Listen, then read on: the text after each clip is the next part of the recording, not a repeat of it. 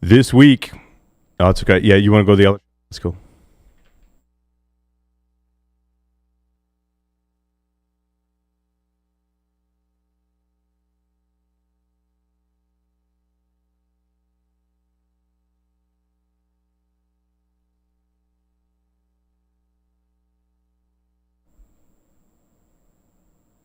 This week, we smoke the La Flor Dominicana 1994 beer stein. And some cool stories surrounding how we ended up smoking this cigar today.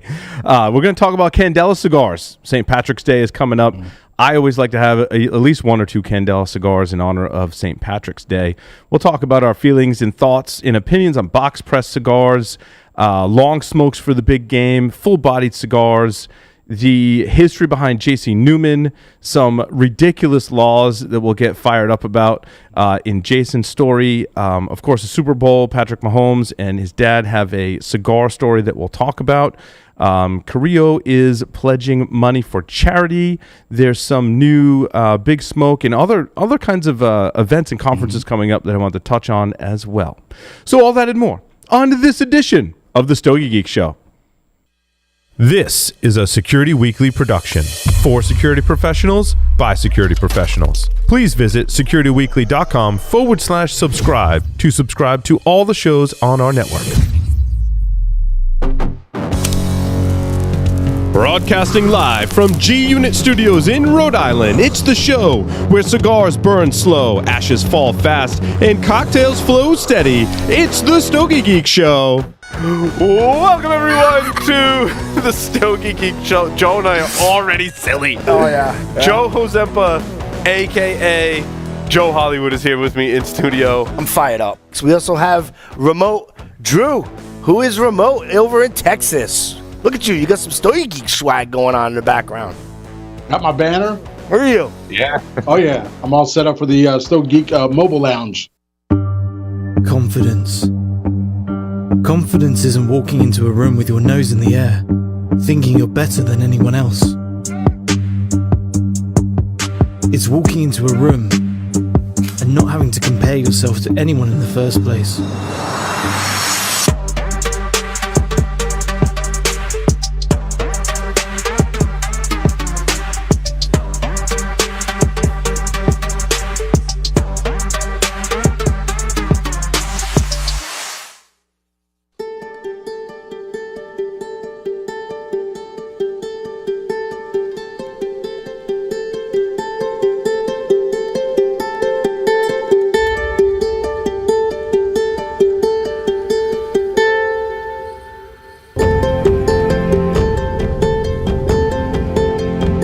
Atlassian cigars, perfected for more than 150 years.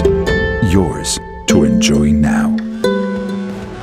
Havana Cigar Club, located in Warwick, Rhode Island, is a great place to enjoy a drink and a cigar. Stogie Geeks listeners can find a $5 off coupon on our website by clicking the HCC logo. Welcome everyone to the Stogie Geek Show. I'm Paul Asadorian, glad to be here in this fine February 17th on a Friday in 2023. Mr. Joe Hozempa is here with us. Joe, welcome. How are ya? I'm doing great, man. It's good to have you. It's good to be here. Mr. Jason Albuquerque is here with us in the studio. It's so great to be back. I missed you guys. I know, we missed you too. Yeah, well, we'll get to it, what happened last month. Yeah, but yeah. Mr. Adrian Sanabria is with us remotely. Hope you can see him on the TVs in the background doing this new thing. Adrian, welcome. Yeah, thanks. You know, it's nice to not be talking security or tech for a little bit. I agree. It's a good departure. It's a nice break. Yeah. So last month, we went to a security conference. It's called ShmooCon.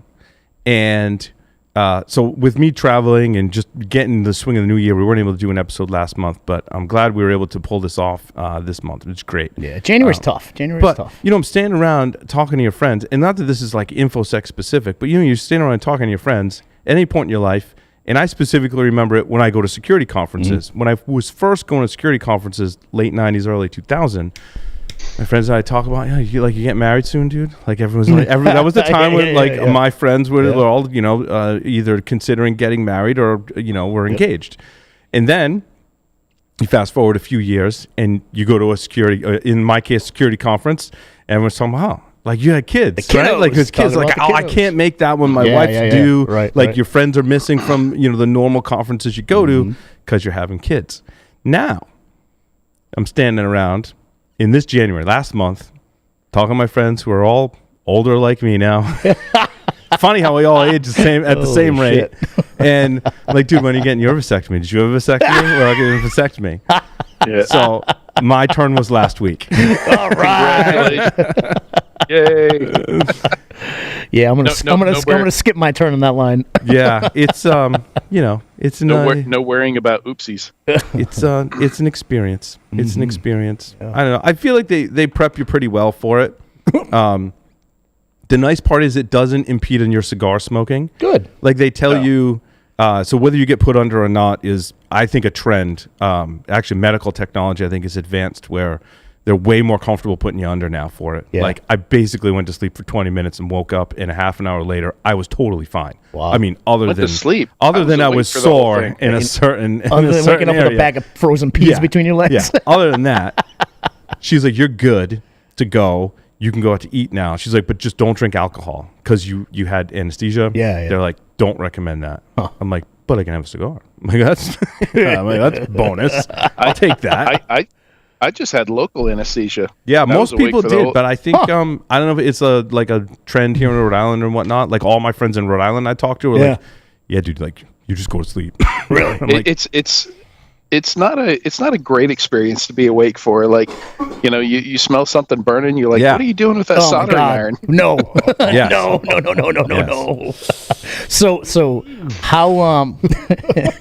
So how long after the tune-up can you take the car? Can you take the car back on the road? 7 days. 7 days? But what they don't tell you, like The I'm trying, tune up. yeah, they don't tell you that you will still have stitches. Love the metaphor. Oh, in really? that, in Yes. that area, Yeah. even though you're cleared for sexual activity, which kind of could put a damper on things. You Yeah. gotta- I mean, think about it. You still have sutures in there. Seriously. They haven't dissolved fully yet. Right. So, You could Yeah. always do just the tip. well, you adapt. You adapt and overcome, Joe. After 7 days, you adapt and overcome. It reminds me back to the on kid both conversation. parties. Both parties after 7 days usually like, all right, we got to figure out how to make this work. Right. Oh my. So that's as we get older, we have Well, different experiences. congratulations, I guess. I don't Yeah, know. it's like what do you know? It's a milestone. It is.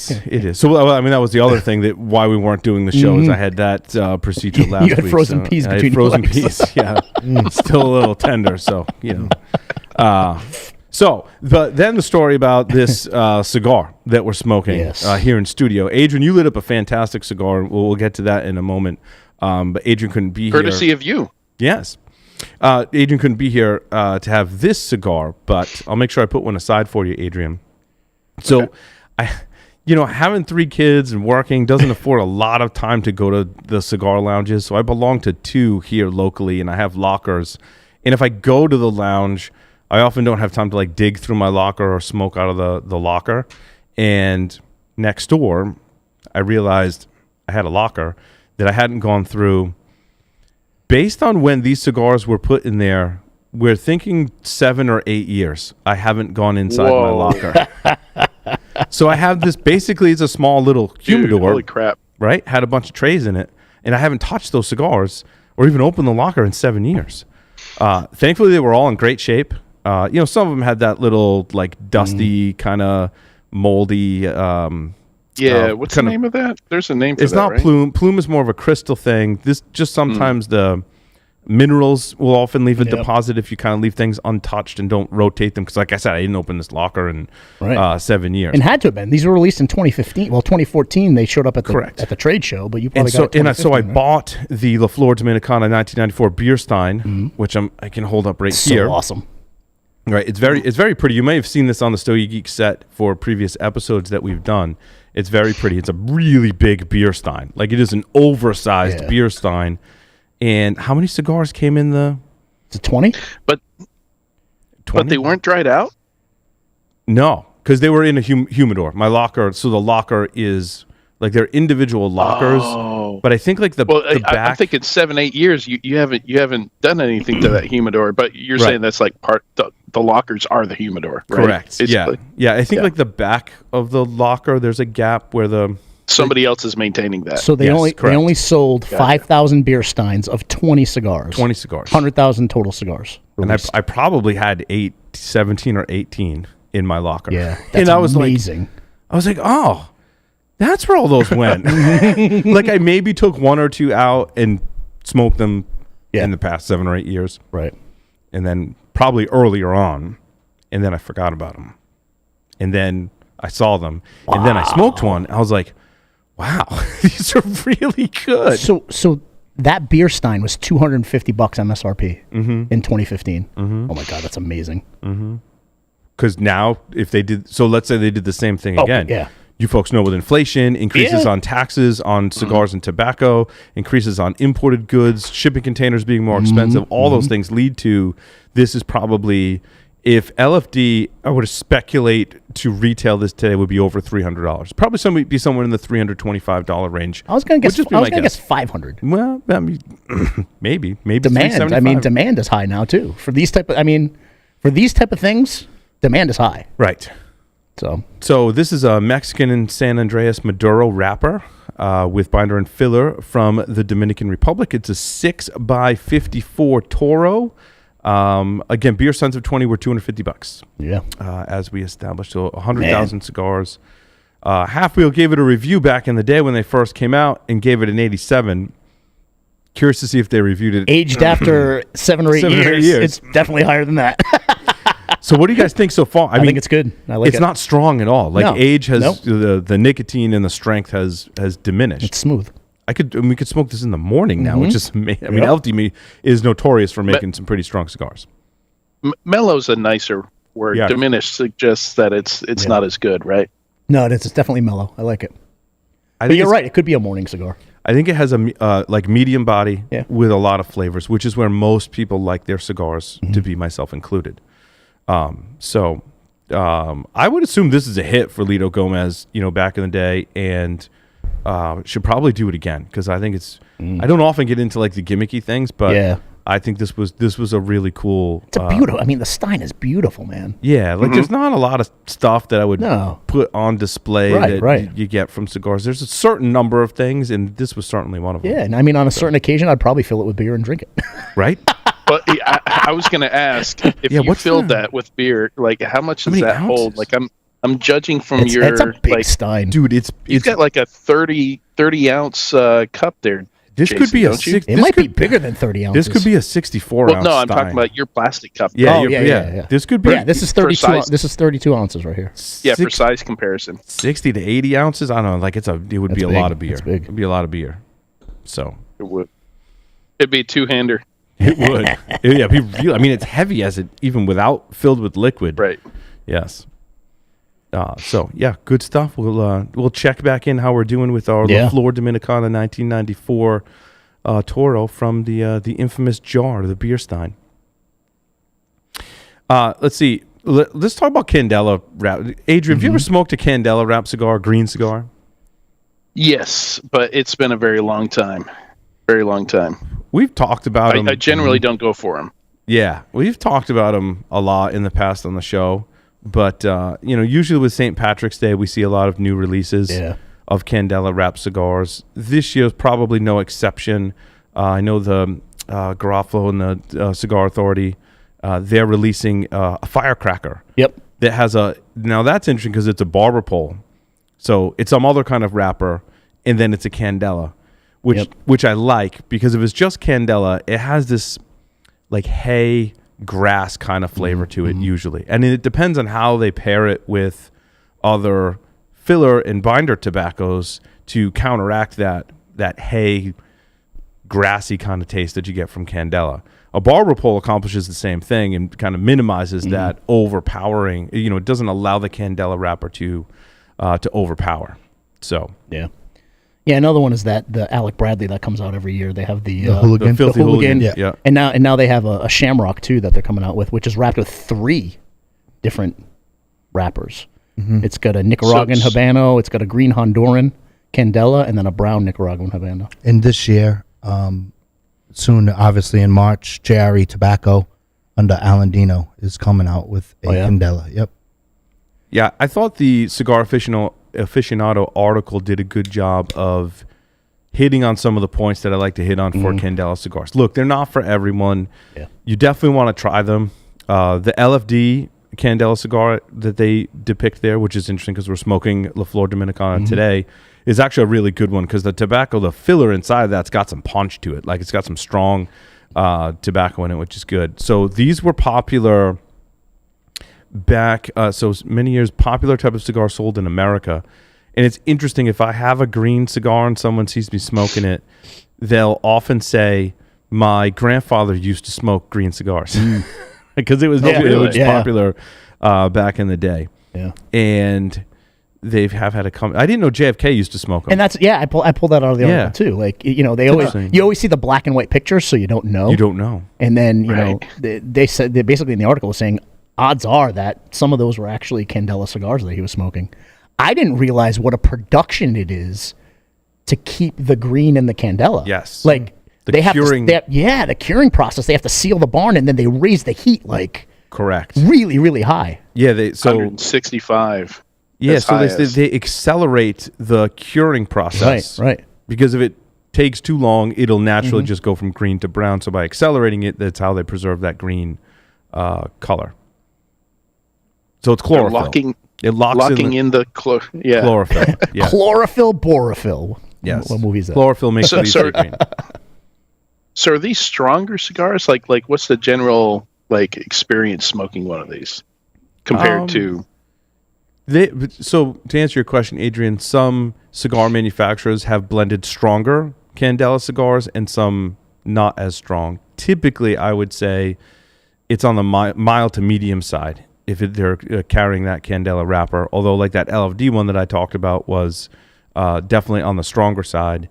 I think more traditional cigar smokers prefer the stronger tobacco with a Candela wrapper because I think that dark, rich flavor that you get from a stronger cigar counterbalances that very light, hay, grassy taste that you get. Now, is Candela typically just for wrapper? Yeah, that was my next question. Just for That's wrapper. a good question. I don't know. In my head, I said, are there Candela puros? I don't know. I don't know if you would use Candela in the binder or the filler. Right. Yeah. I don't know if there has been a cigar. That's a great question. That has used Candela as a binder or filler. I have to ask people who have been in the industry for a long time if they've ever seen. I've never seen that or heard of that before. But that's a good question. Would that make you turn green? Is that too much green? Good. Yeah, so I'm going to go back. I actually have one of those LFDs kicking around in my humidor, and of course I bought one, the 888, Illusion produced an 888 in a Candela wrapper, and I bought a box of those, I think to commemorate my son's birthday about 10 years ago. So I have 10-year-old Illusion 888 cigars. My goal is to hold out another 8 years and then smoke one with him. See if that works out. What do you think about interesting. The characteristics of the Candela? Because they are unique. Yeah. On your palate. I get the hay grassy is what comes I find hay grassy, sure. I find them to be saltier. You know, you get a salty, earthy component. If it's mixed with Nicaraguan, like an Alec Bradley, you definitely get the spice, but very salty is a major component. As I get older, I get salty too. I'm gonna have to try one now. Yeah, definitely, especially for St. Patrick's Day. Around I think this time, Adrian, you go to like Alec Bradley, Camacho makes one, JRE Tobacco, like I said, is coming out with one, so I'm sure a local shop should have them. And it's interesting that the name has changed. They weren't always known as Candela. They were known as Double Claro. Yes. And even before that, American Market Selection. Yeah, because it was big in the American market. People liked green cigars back in the day. They're a nice treat if you can find them. Rocky Patel makes one too. It's the Edge with the Candela wrapper. Yeah. So you know the Edge series, which just has the label at the bottom. Yeah, they make them, especially around this time of year for sure. Yeah, the Firecracker one looks interesting. I linked to that in the show notes. That looks pretty interesting. Yeah. I'd like to give I love the look. just the aesthetics of the wasabi one that they have. I had one of this the article. I actually had a wasabi 48 hours ago. Did you? It's yeah. It's made by Eric Espinoza Cigars. Yep. It's I've just had one. It's I've just had a one. different cigar. It is. I love the two-tone look of it there. Yeah, I forget how they did that. Did they double wrap it or? Well, that's usually a separate piece, cap. right? When Yeah, you make a you're cigar. right. Yeah. You're right, Adrian. It looks like they used regular non-candela tobacco, I should say, for the cap. Yep. Yeah. It's been a number of years, but do you remember when it used to be a thing at security conferences to have somebody making cigars? I do. To have cigar rollers just like right there's just like one of the gimmicks they used. And Yeah, we had Nessus branded cigars. that's how I know how did they you? make these things. I still have one. Do you? I found it in my That's humidor pretty when I wild. was digging around Yeah. yesterday. I think I was like, oh yeah, I still have that Nessus. Like I can't bring myself to smoke it because I'm like, I have a cigar with the old Nessus logo on it. Yeah. I was like, that's kind of neat. Yeah, and I mean, I'm seeing that at weddings too, where they'll Yes. bring in cigar rollers at weddings, which is really, really cool. You know? Yes. The I problem went to a wedding where I helped them set up like a cigar bar Yes. for the guys. And so there were some girls too. Mostly the guys were smoking the cigars, but instead of like a candy bar, they had like a cigar bar and a wine and stuff like that. It was kind of cool. The rollers are interesting because if the tobacco's wet enough that they can construct the cigar, it should not be smoked. It should go in and rest in your humidor for a couple of weeks before you smoke it. So I think the better rollers will bring cigars that they've rolled and aged so they're ready to smoke. Yeah. And then the ones that they're rolling and giving out are the ones that you take home. I've had no complaints, to be honest. Like Kaspersky used to do these things where they would like pay industry analysts to go to some tropical place once a year. Yeah, they put on these big events, and I went to one of them in Punta Cana in the Dominican Republic, and they had a cigar roller, and yeah, it was. I mean, no complaints from me. I mean, maybe it would have been better after resting, but yeah, he just puts one together and lets it sit for a few minutes and hands it to you. Well, that's on par because I'm very pretentious. So, that makes perfect sense. Jason, you want to jump to one of your stories? You want to talk about? Yeah, sure. I mean, I always like to bring what's going on, across the country and internationally when it comes to legislation. And I brought a couple articles in here, and it kind of shows the polar difference between how some states treat tobacco, right? So, Tennessee caught my eye. Yeah, right. So California where I'm right now, sitting. right? That's where you are right now. So California has a piece of legislation that went in this year on February 14th, basically saying, and we talked about this in another state too. I can't remember if it was New York. It was in another state that we talked about this. If you were born after 2007, you're not allowed to buy tobacco products. So eventually, through attrition, they want to wean out your ability to purchase any type of tobacco product as you age. So think about that. From someone born from 2007 on will not be able to buy tobacco. So eventually, it'll be a completely tobacco-free state. So does that apply to vapes as well? Since it's just like pure nicotine, right? There's no tobacco. Yeah, I mean, it's talking about tobacco in the legislation. I didn't see anything about vapes in the article, but I bring these articles up because think about the precedents it's setting, right? Mm-hmm. When you can start legislating and basically creating prohibition against items based on your age and your age group and your generation. So I mean, just a note here. I don't know about at the state level, but I know at the federal level, there's a shitload of bills that get introduced, and they're just there to get people riled up. Like they know they have no chance of passing. They never pass. Right. I think it's something like 85% of the bills that are introduced, nothing ever happens to them. Yeah, but here's the thing about California that I learned from my friends in California is, let's say you see this bill that they're going to ban tobacco or any of the other, what I believe California's got some ridiculous legislation that they put in place. But if you're like, well, I'm going to leave the state, the California exit tax is a one-time tax that must be paid by businesses and individuals who relocate outside of California. What? So if you leave California, you still like pulling have your data out of AWS, right? You still have to pay state income. so including property, stocks, and other investments. So they're going to get you on the capital gains state tax as well. Right. And I mean, Holy Adrian, crap. to your point, right? So putting this in doesn't necessarily mean it's going to pass. But, Right. you know, knowing how politicians are, they're going to present this probably every year into infinity. Now, in the article, it actually references this mimics a law in New Zealand that passed the first of this year. We talked about that law. That's the on one we show. talked about, right? Yep. Because I just found it in here. If you were born after 2009 in New Zealand, you cannot buy tobacco products.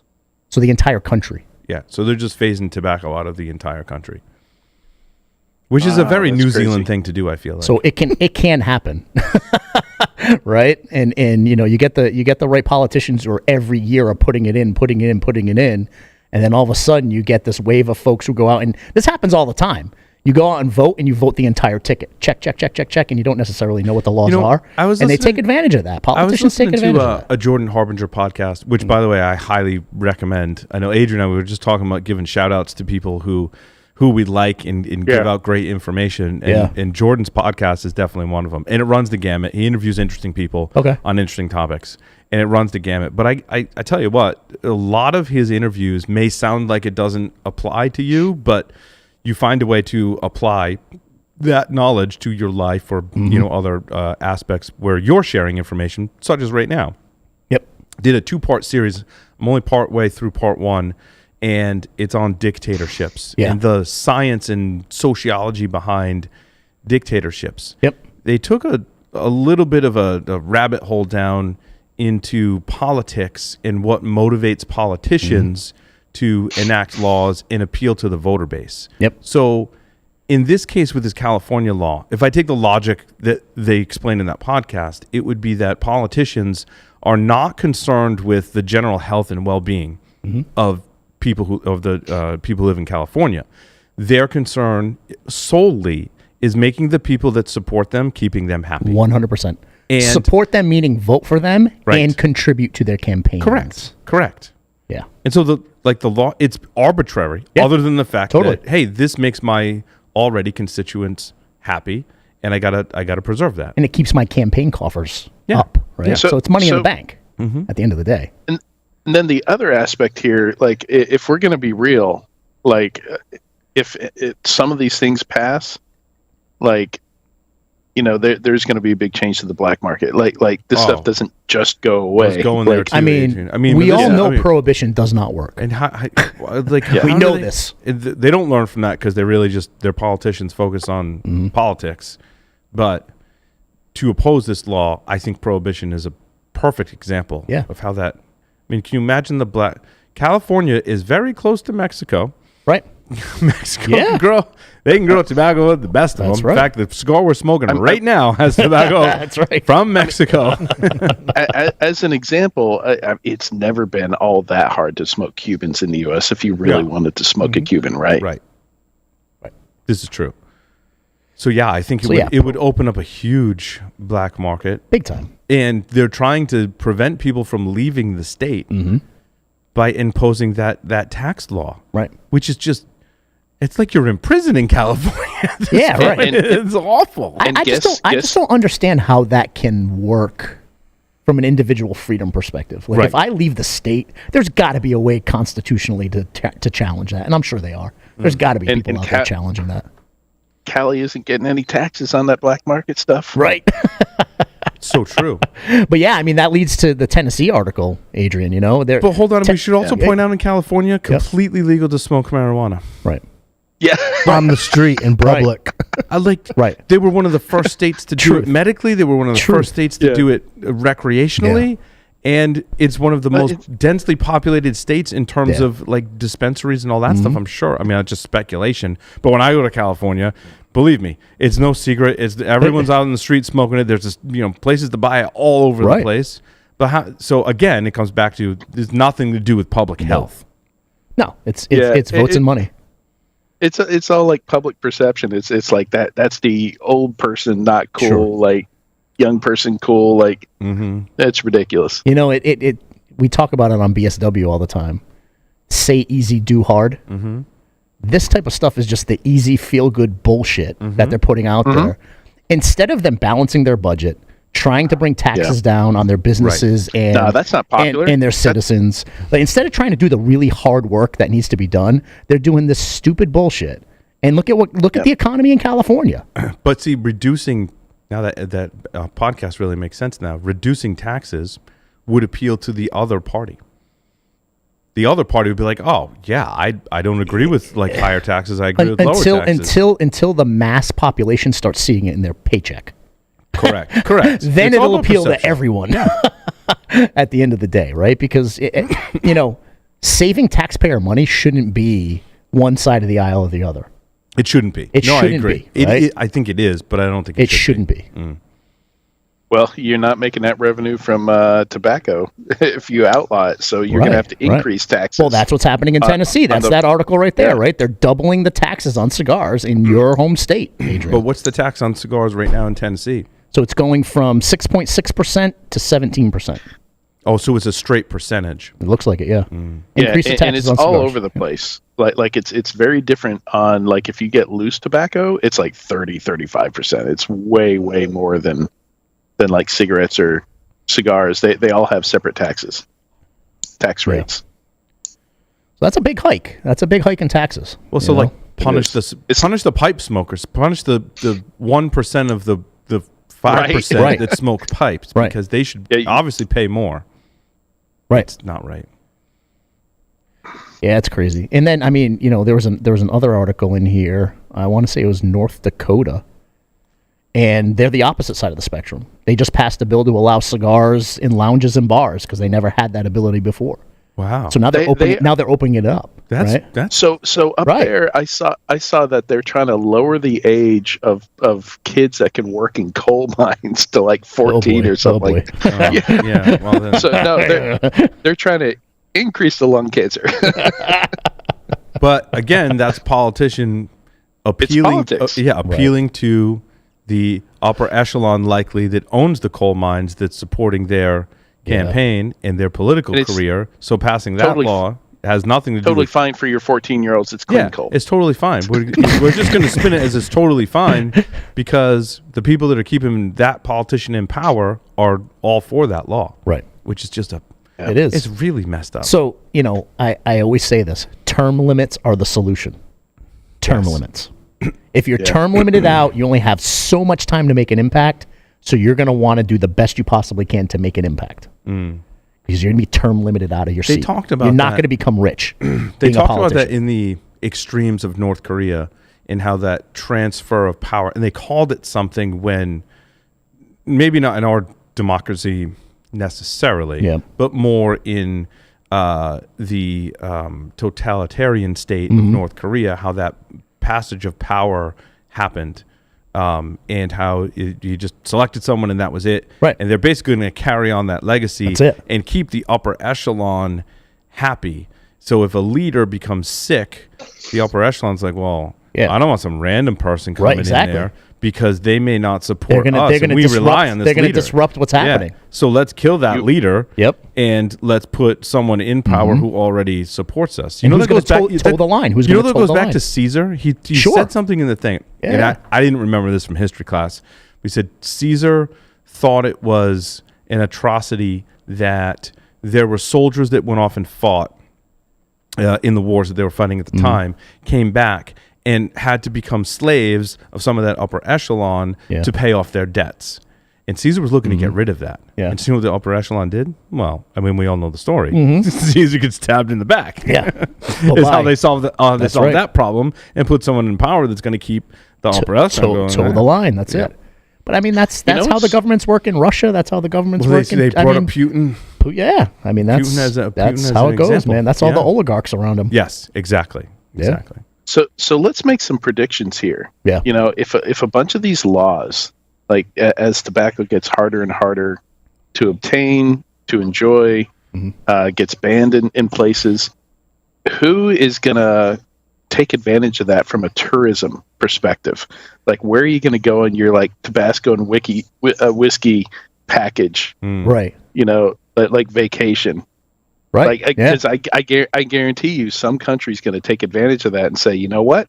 You can smoke and drink here. Or You know, state. Come You'll on in. have a state who opens it state, up yeah. and says, listen, if you live in Rhode Island, if you live in California, you Come can't to go Flor- come come to Florida. Come to Florida. Come Come to to Tampa. South Yeah. Carolina, whatever, right? Wait, Like- where is that going to be? I think I think we it's could make Tam- some I think it's interesting Tampa. predictions. Tampa- That's the epicenter, and Yeah. I mean that's the epicenter here in the United States. So of course, but yeah, no, it's these overarching and just brutal legislation that these states keep putting in, and I'm always concerned about the slippery slope. I talk about this all the time.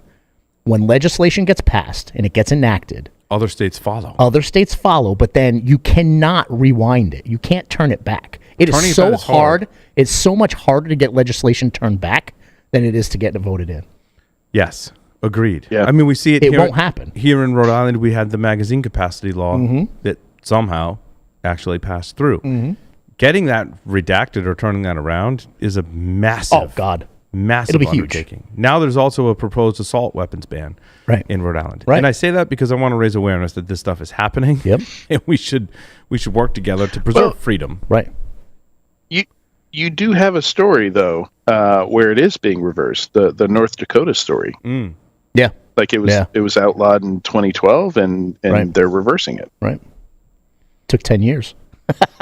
Yes. It takes time. It does. But again, it's just, as citizens, our civic duty gets forgotten about so much. Yes. And civic duty is paying attention to the government and the laws that are being put in place. I'm trying to get my oldest to get registered to vote. Yeah, my oldest is forget 19 now. We forget that politicians work for us, not the other way around. We forget that a lot. But also in today's day and age, well, it's a double-edged sword, but let's just start with in today's day and age, information can flow more freely than ever before. So we have the means and the capability to notify and inform people of what's Sure. happening. We Sure. have social media. We have electronic communication like we've never had before. So we should be notified of these things. The problem on the flip side of that is there's a lot of noise and it's Right. hard to validate what is true and what isn't, Right. since the flow of information is so great. But we've also been conditioned to think our vote doesn't matter. Yes. There are so many people. I mean, I think this past year it was one of the lowest, amount of folks who came out to vote, at least here in Rhode Island. It was pretty low. And So that when I talk to people, they're answering it back to me as, well, my vote doesn't matter. I'm like, of course it does. Because you say your vote doesn't matter, and Joe says his vote doesn't matter. I say my vote doesn't matter. Then Adrian says the same thing. Now you have It spreads. 4 people who can make a difference. That could be 400. That could be 1,000. How many people are saying the exact same thing? Right. But also, I think the last election really, the last time we went into the polls to vote in Rhode Island, it wasn't just about voting for your congressperson, your senator. There was, in your cities and towns, Yes. a lot of, in my case, I live in Coventry, Rhode Island, there was a lot of things on the docket for the town. Sure. And then statewide too, statewide investments. My gripe with that was I want to read that stuff beforehand and talk to people about it beforehand, because I think there was a lot of confusion as to, well, what if we vote in either direction? What does that mean? And I think there was some confusion because they try and keep it quiet. They do. I think, and this is pure speculation on my point, right? But they try and keep it well under the radar as best as possible, so people if they get to the polls, are confused and word it as such of like, oh, maybe that's a good idea. Maybe I should vote But when you yes get to on the that. polls, Paul, all you're reading is the headline. Right. You're not reading the full bill. The full bill. That's the problem. Right. That And, is the and problem. what politicians love to do, and they call it pork. You stick a whole bunch of other things in this bill that looks good, feels good, looks so awesome, and you could be saying, all right, I want to invest money in a state university to build new buildings or expand their curriculum, whatever the case may be. I want to invest $2 million, and then hidden in there is a tobacco elimination bill. Yes. Right, a line item that says, But it and can by also- the way, But it can also hide. It can hide good things as well. Sure. As, Yeah, no, I agree. Let's bring it back to cigars and alcohol to a certain extent. I mean, they go hand in hand, as we're pairing today. Is that certain cities and towns can, in some cases, override and have loopholes into the state laws. Yep. So certain cities and towns can go, it's totally cool. You can have a cigar lounge, you can serve alcohol, and you can allow people to smoke cigars. Right. And the state will defer, and again, that depends on a lot of like nuanced things that some folks were explaining to me recently. Yep. They were like, oh, no, we're, Department of Health. It's kind of a loophole. Right. That's how we ended up, I think, with all of these cigar bars in Rhode Island. Right. They were like loopholes. Yeah. But if the town's smart, they're like, yeah, I want to allow that in my town because I get a new business. Sure. I get people spending money. Yep. I get people paying taxes, businesses paying taxes. Mm-hmm. This is great. I get the social aspect. I get people from outside my town coming here going, yeah, I'm going to drop a couple $100 and go to a cigar bar. Like, well, how great is that right? I mean, Joe, you're involved in your local town. There's some great cigar bars that have sprung up in your area. Yeah. Over on the East Bay. I mean, in my specific town, Bristol, it's a little too fitty and a little too old school. But over in Middletown / Warren? Newport. Warren, too? Well, Warren has a cigar bar there.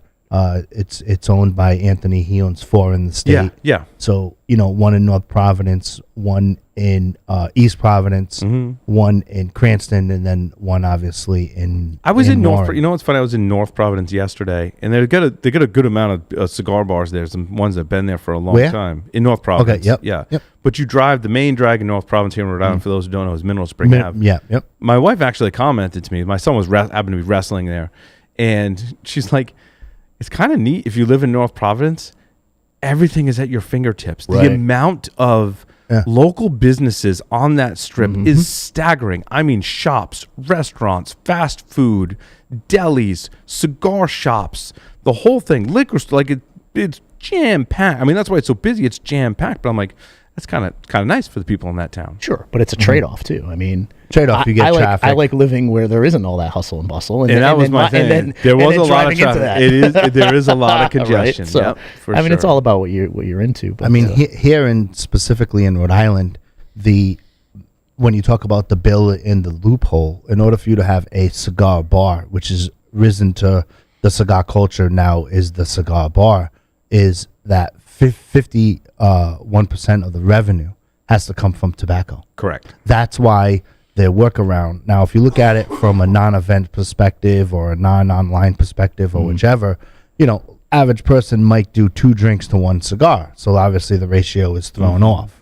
Right. But it's actually based upon total revenue. That's why a lot of them do events to keep up with that actual cadence, and then cash and carry also counts as just straight tobacco, et cetera. But like Rhode Island's, I mean, there's probably 3 more shops coming that I know about, including geographical location, and my count is still at 39.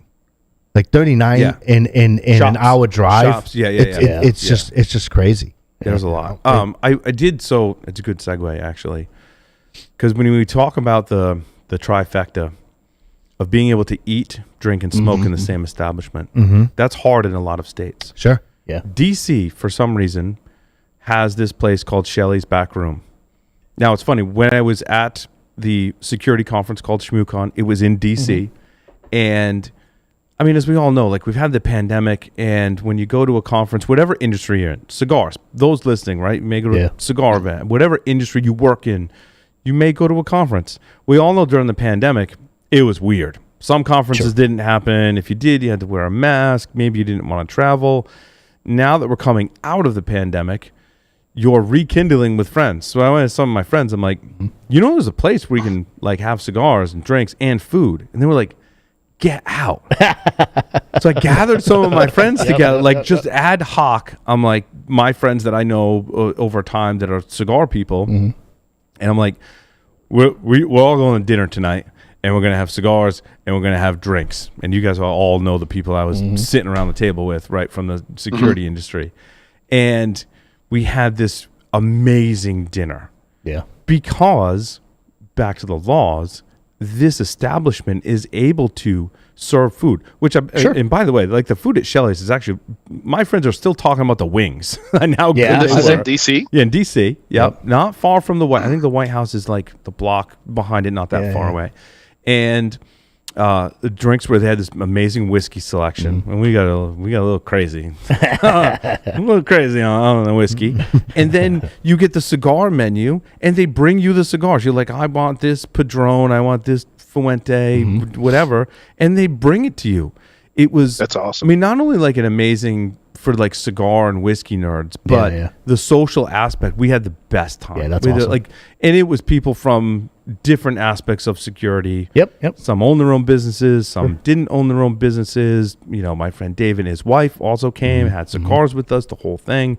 And we just had a great, I mean, we have a Signal chat now where everyone who attended that dinner is still that's cool. still Nice. talking to That's each other because we had such a great time. We're like, we need to do this again. Right. And it was that, this is why the laws piss me off, because I think if you afford that freedom, there's a great social aspect of course. To all of this that happens. And it produces, I think, great experiences. I think some of the best times, the best business gets done when we're just sitting around drinking, smoking cigars, and eating. Of course. Right? I think that's really cool. Yeah, no stress. If they ever visit you in Rhode Island, Tel Aviv. Tel is Aviv. like I was that. just going to Tel say Aviv. that. I was going to Yeah. say Tel Aviv. that. So Tel Aviv is Tel Aviv, okay. full menu. Full menu, It's bar. a super cool place. It's right on the water in Providence. Yep. You know, it's super cool. Yep, same idea. Yeah, Eric likes Tel Aviv a lot. Yeah. I see him posting on. Yeah. Yep. Well, I just accepted an offer at an Israeli company. Nice. Congrats, Adrian. Nice. That's good. I'm good. So those who don't know, Adrian was looking for a job in security, Yeah, which I know. So is Joe, for the record. So I had a third interview We with the both chief got laid revenue off. officer of a security company yesterday, and they're a Tel Aviv company. there you go. That was interesting. That was a tough interview. You know, it's like if you don't give it to me, you're still going to do a lead generation program for me. So either way, I'm getting money from you. Oh, that's good, Adrian. I'm Good happy luck, for you. Adrian. Yeah, buddy. Yeah, thank you. Now you need to go have your celebratory cigar, dinner, whiskey kind of thing. That's right. Just think like the expanse of history. Like how many times in history would just normal middle class folks be able to go have like great food, bring me an amazing cigar, bring me an amazing whiskey, like all in one. Like that's like royalty, man. Yeah, I did. I felt like royalty. I think a lot of it depends on your choices. I think you have an amount of control over how much you spend. After so many glasses of whiskey, that goes out the window. Forget. Then you get the bill and you're like, wow, I had a good time. Damn it. You got to pace yourself. Yeah. You got to pace yourself. Yeah, it was no pacing that night. That's what made one of the when things you get when you get friends, like you're not counting, right? Right. You're not. No. Right. Is this my fifth drink or my sixth? and you're not looking at you're not looking at prices either. You're just Right. whatever. Like you're going with Right. the flow, and then you got to accept that. I think it's a great course. point. Accept that going in. Set aside some budget for that Yep. because it produces, I think, great memories. And now, Adrian, speaking of getting around in the country and having So, I was cigars, just so gonna it's say- funny. I was just gonna say- Our friend Jeff Mann loves going to conferences and Yeah. encourages all of us to go to the same conferences as him. Not just because one, we're friends, but Right. two, we're cigar smokers. And Jeff's like, wherever we go, Joe, you've It's a been out, yeah, and Adrian too, right? We got to go have cigars somewhere, and it's one of the things we Yep. love about Jeff. But you've got a conference coming up in Tennessee. Is that May? I do. Yeah. May 12th. May 12th. B-sides Knoxville. Okay. Yep. I may. Yeah, and we got I may. we got some come good down cigar for it. bars here. Yeah. Yeah. I may bring my son and come down to that one. If Paul goes, I'm going to go and pass out my resume. Because, There you go. there's a lot of tech layoffs going on. Yeah. For our listeners, if you're in the Richmond, Virginia area, I will be there in June, June 13th and 14th. I'm keynoting RVASEC, which is held in Richmond, Virginia. I've never been to Richmond, Virginia. It looks like the cleanest, nicest, one of the cleanest, nicest cities in the United States. It really does. Like just everything it's something like it just looks like a It's nice a small town. It's only 4 hours. 4-hour drive for me. Yeah, you should come out and From hang Knoxville. out. Yeah. I don't know I haven't looked at the cigar bars yet in Richmond. I'm assuming in that type of town there's probably a place to go get cigars, but The call for papers is open until the 15th if you wanted to submit something, Paul. to your conference in Tennessee. Mhm. Yeah. Yep. Okay. I'll do that. With some box press cigars. I am very disappointed that Davidoff Nicaragua box press is not on this list. Oh, that's a great one. That's a You great bring- cigar, man. Yeah. I was I very mean, disappointed when I The looked brief at this list. overview of box press cigars, this is general knowledge, right? But just for those that may not know, is they underfill the cigars. They put it in a press of some kind. Everyone has their slightly different method, and you'll see different box press cigars. Fuente has this awesome one where it's a torpedo, but the end is box pressed. They make that in the Añejo Shark is what they call it. They make an Opus X in that as well. Really cool design of a cigar. And other manufacturers, they all have their different methods. What kind of press you put it in, how box pressed it is, how much filler do you take out to give it that, to be able to press it. And that's what I love about it is it's art and science melded together to come up with this really cool cigar. And the other thing we've said over the years on the show is I like box press cigars because typically the draw is really good on it. It's an easier draw because they're slightly underfilled to get that press. Yeah. And it's funny, LFD comes back into the conversation again. I have factory press number 4s kicking around in my humidor. Quite a few of them. Yeah. And they are smoking awesome now. Awesome. It is an awesome cigar. Yeah. I mean, I've had quite a few of these that are on this list. And there's a lot of favorites of mine on this list as well. But I'll tell you right now that Davidoff Nicaragua box press kills half of these. Yeah. You know what I mean? And I'm looking at that. I mean, I've had the La Roma de Cuba, Mi Amor. I've had the Padron, which I've had most of these. That's a good one. I like the Padron. That number 5, I have never seen a shape like that. A box press that's tapered on both ends. What a weird shape. Yeah, the Milano I wouldn't consider that a box press, but that's what I was talking about. Every manufacturer gets their kind of slightly different, and it's almost an artistic thing. Yeah. I love the creativity. Let's make a double, I would call that a double perfecto. Milano Figurado. It's a Figurado. It's a Figurado. I've had that cigar. We could debate Figurado versus double perfecto. I feel like there's a difference in there. Yeah. In there somewhere. I feel like that. I feel like the difference between a Figurado and what did I say the other one was? A double perfecto. Double perfecto. I want to say, you can correct me if I'm wrong, audience. Double perfecto means it's closed on both sides. The head and the foot come to a complete point. And a Figurado leaves the foot open, slightly open, slightly open. That would be my guess. Yeah. Not to be confused with a double claro, which we learned is old name for Candela. But yeah, I mean, I've had the majority of these. Love the Flor de las Antillas, man. That's like a go-to for me. That's a great cigar. That's like an everyday smoke for me. They just came out with the 10-year. They came out with the 10-year. I don't know if you saw that. No, I did not. Oh, I did. Well, no, I think I did see that when I was prepping for the show. Yeah. I didn't know the Le Beju made a torpedo box press. I like because I love the Añejo Shark. People kind of rag on me for that.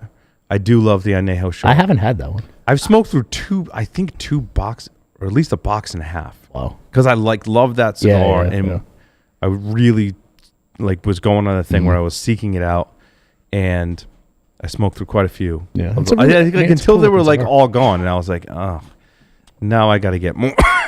Besides the Rosado wrapper by Alto Fuente, the Añejo Shark is my favorite. Yeah, I like because it's. I mean, number one, it's got a little bit of nostalgic value. It comes out yearly. Yeah, it comes out yearly. Usually, it's around November, just after Thanksgiving.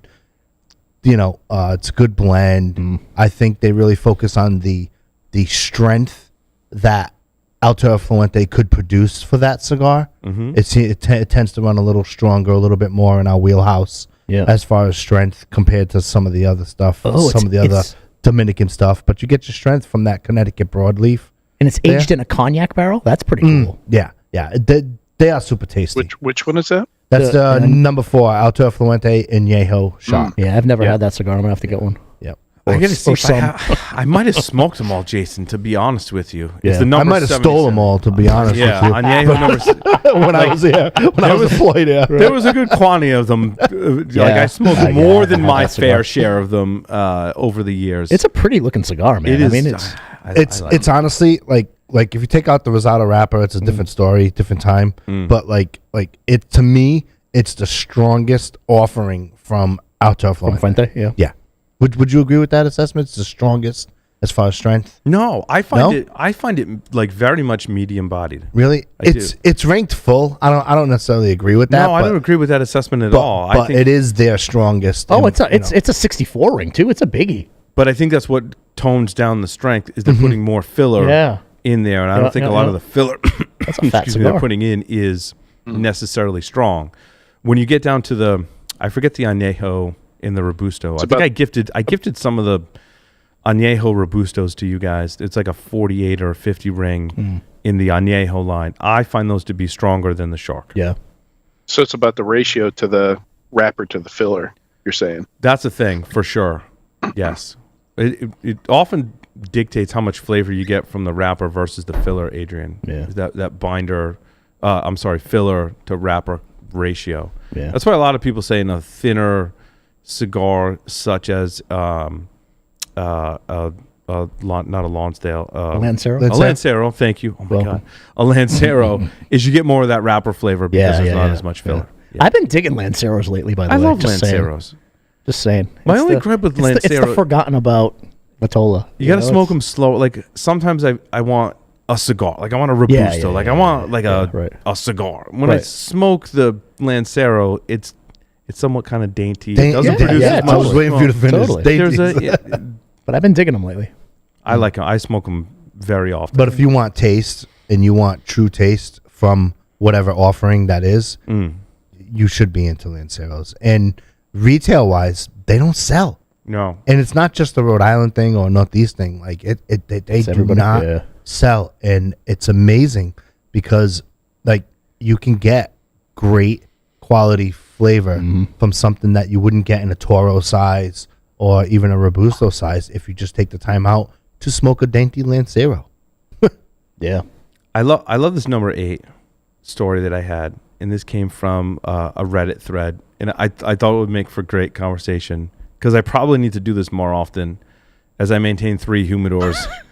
But like, you ever just pull? When I saw that posted, I laughed because I do this shit all the time. Like, you ever just pull everything out of your Yes. humidor and just admire it? I literally, I don't know if it was yesterday, maybe the day before, I looked at my humidors and I'm like, it's time. Like Yeah, this weekend, it's I think time. I'm going to be doing this. Like I'm But I already, think it's already in my head. What I find is that this is not just like a nerdy cigar thing to do, but I I do think that it's- with everything. Yeah, I think, but I think Organization. it's organization, but it's also checking on things. When Yeah, you- totally. 100%. We'll bring it to humidors. When you pack your humidor full of boxes and singles, and yep. I got Ziploc bags and all this Sure. stuff, I like everyone, so I need to do this more often. Pull everything out and just to inspect it too. Rotate it. I think rotating is Big time. something you should do. But Remember your lockers. remember, Remember your locker. You find stuff you didn't know you had, Totally. like in a locker. But also, it allows you to go like, oh, there's like a little bit of like a mineral deposit or like Yep, a little bit yep. of surface mildew or mold on this cigar. Like I want to wipe it off. I want to put it Yep. back. You tend to get pockets of humidity in your humidor. If something's trapped in a box, I like to check on that Yep. every once in a while. Make sure there's no tobacco beetles. Yep. Make sure there's no mold. Exactly. Um, And I'm all telling you, those things. I figured out quickly because guess what I bought? Remember the last show we talked about Oh, yeah, getting you one got of these? one of those, I yeah. bought one. I bought one. Rotating What is it? cigars matters. I grabbed a stick that was at the bottom of the humidor, the bottom of the shelf, and I compared it to one that was the same cigar, top of the shelf. The one on the top was 60% relative humidity. The one on the bottom was 42. Really? Oh, That was the wow. difference. I had 3 stacked up. In the I same grabbed- humidor. Same humidor, same shelf. Same shelf. Wow. So Yep. you got to rotate that stuff. So what is that? And I'm just going That's by what something the where you meter can- said. It's a Yeah. relative humidity meter. It's got 2 prongs on it. You can see it right here. It's got two okay. prongs on it, and you just stick it in the cigar, and it gives you the relative humidity of the cigar. And my humidors were at 67. Right, so right in the sweet spot. The one at the bottom, and again, I had them stacked 3 high, so I don't know if that was the thing, but the one at the bottom wasn't. I mean, it was a difference. Yeah. There was a real difference. So So Paul, be honest. Have you gotten to the stage where you have a cigar spreadsheet anywhere? No, I'm definitely not that organized. I try in I organizational. would if I had that many So- cigars. so let me- There let would me- be a spreadsheet. let me do you a better. no, he's there's gotta there's a get- cigar scanner app, Adrian. Jason's got an app. Oh, nice. I got an app, and I have all my humidors in it, and I can actually put what shelves they're on. Now, am I completely done? No, like I haven't finished doing them all, but I have a pretty damn good start. But I have all 4 of my humidors in here. I know what's on certain shelves. I try to. Yeah. If Paul had a cigar Excel spreadsheet, Adrian, Jeff Mann and I would be in big trouble. Yeah. I think Paul's beyond spreadsheet. He needs database. Does then he'd be like, wait a minute, there's 3 of these missing. Yeah, Paul would be like sending Jeff and myself invoices every month. If he did it. I try and put them in some Ziploc bags and use a Sharpie and put a label on them as to when I got them. Yeah. And even that is difficult for me to maintain. Yeah. I often go by memory. Like, I know I put those cigars in that bag like around this time frame, so I know these are roughly that old. I also, with cigars I'm aging like Opus, I give it the old sniff test, take the foot, give it a smell. I'm like, not Smell quite like ready. cat piss? Yeah. If it's cat piss, put it down for another year or so, right?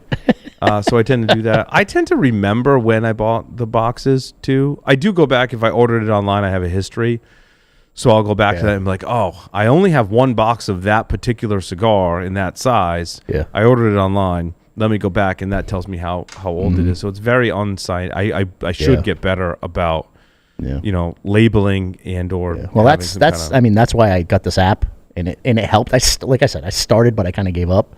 But the perfect opportunity is when I go in, and I clear one of my humidors out and I reorganize everything. That's the opportunity, because now I can take pictures of the bands and it will find it for me as long as it's in the database, and I can get it right in there.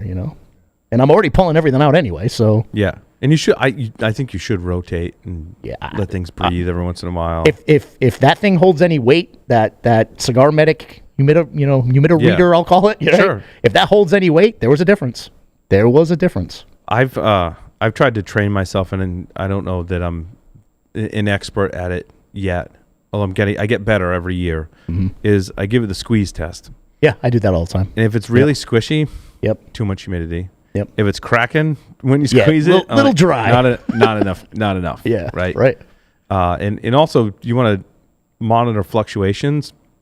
If you got a wrapper that's cracked, that could mean that you were at a low humidity at one point. And you bumped it real and high. then a high humidity in a rapid succession. Yep. And that means the filler tobacco has expanded and contracted over time too much. So that's why it's important to, not just maintain good humidity to avoid drying out and avoid mold, but constant temperature and humidity prevents those changes from happening in your humidor. So it's the reason why I'm just a big fan. Pulling everything out, cleaning it out, inspecting the cigars, and then putting them back in, and putting them back in so that air can move around. That's it. In your humidor. It's basically what you're after. Yep.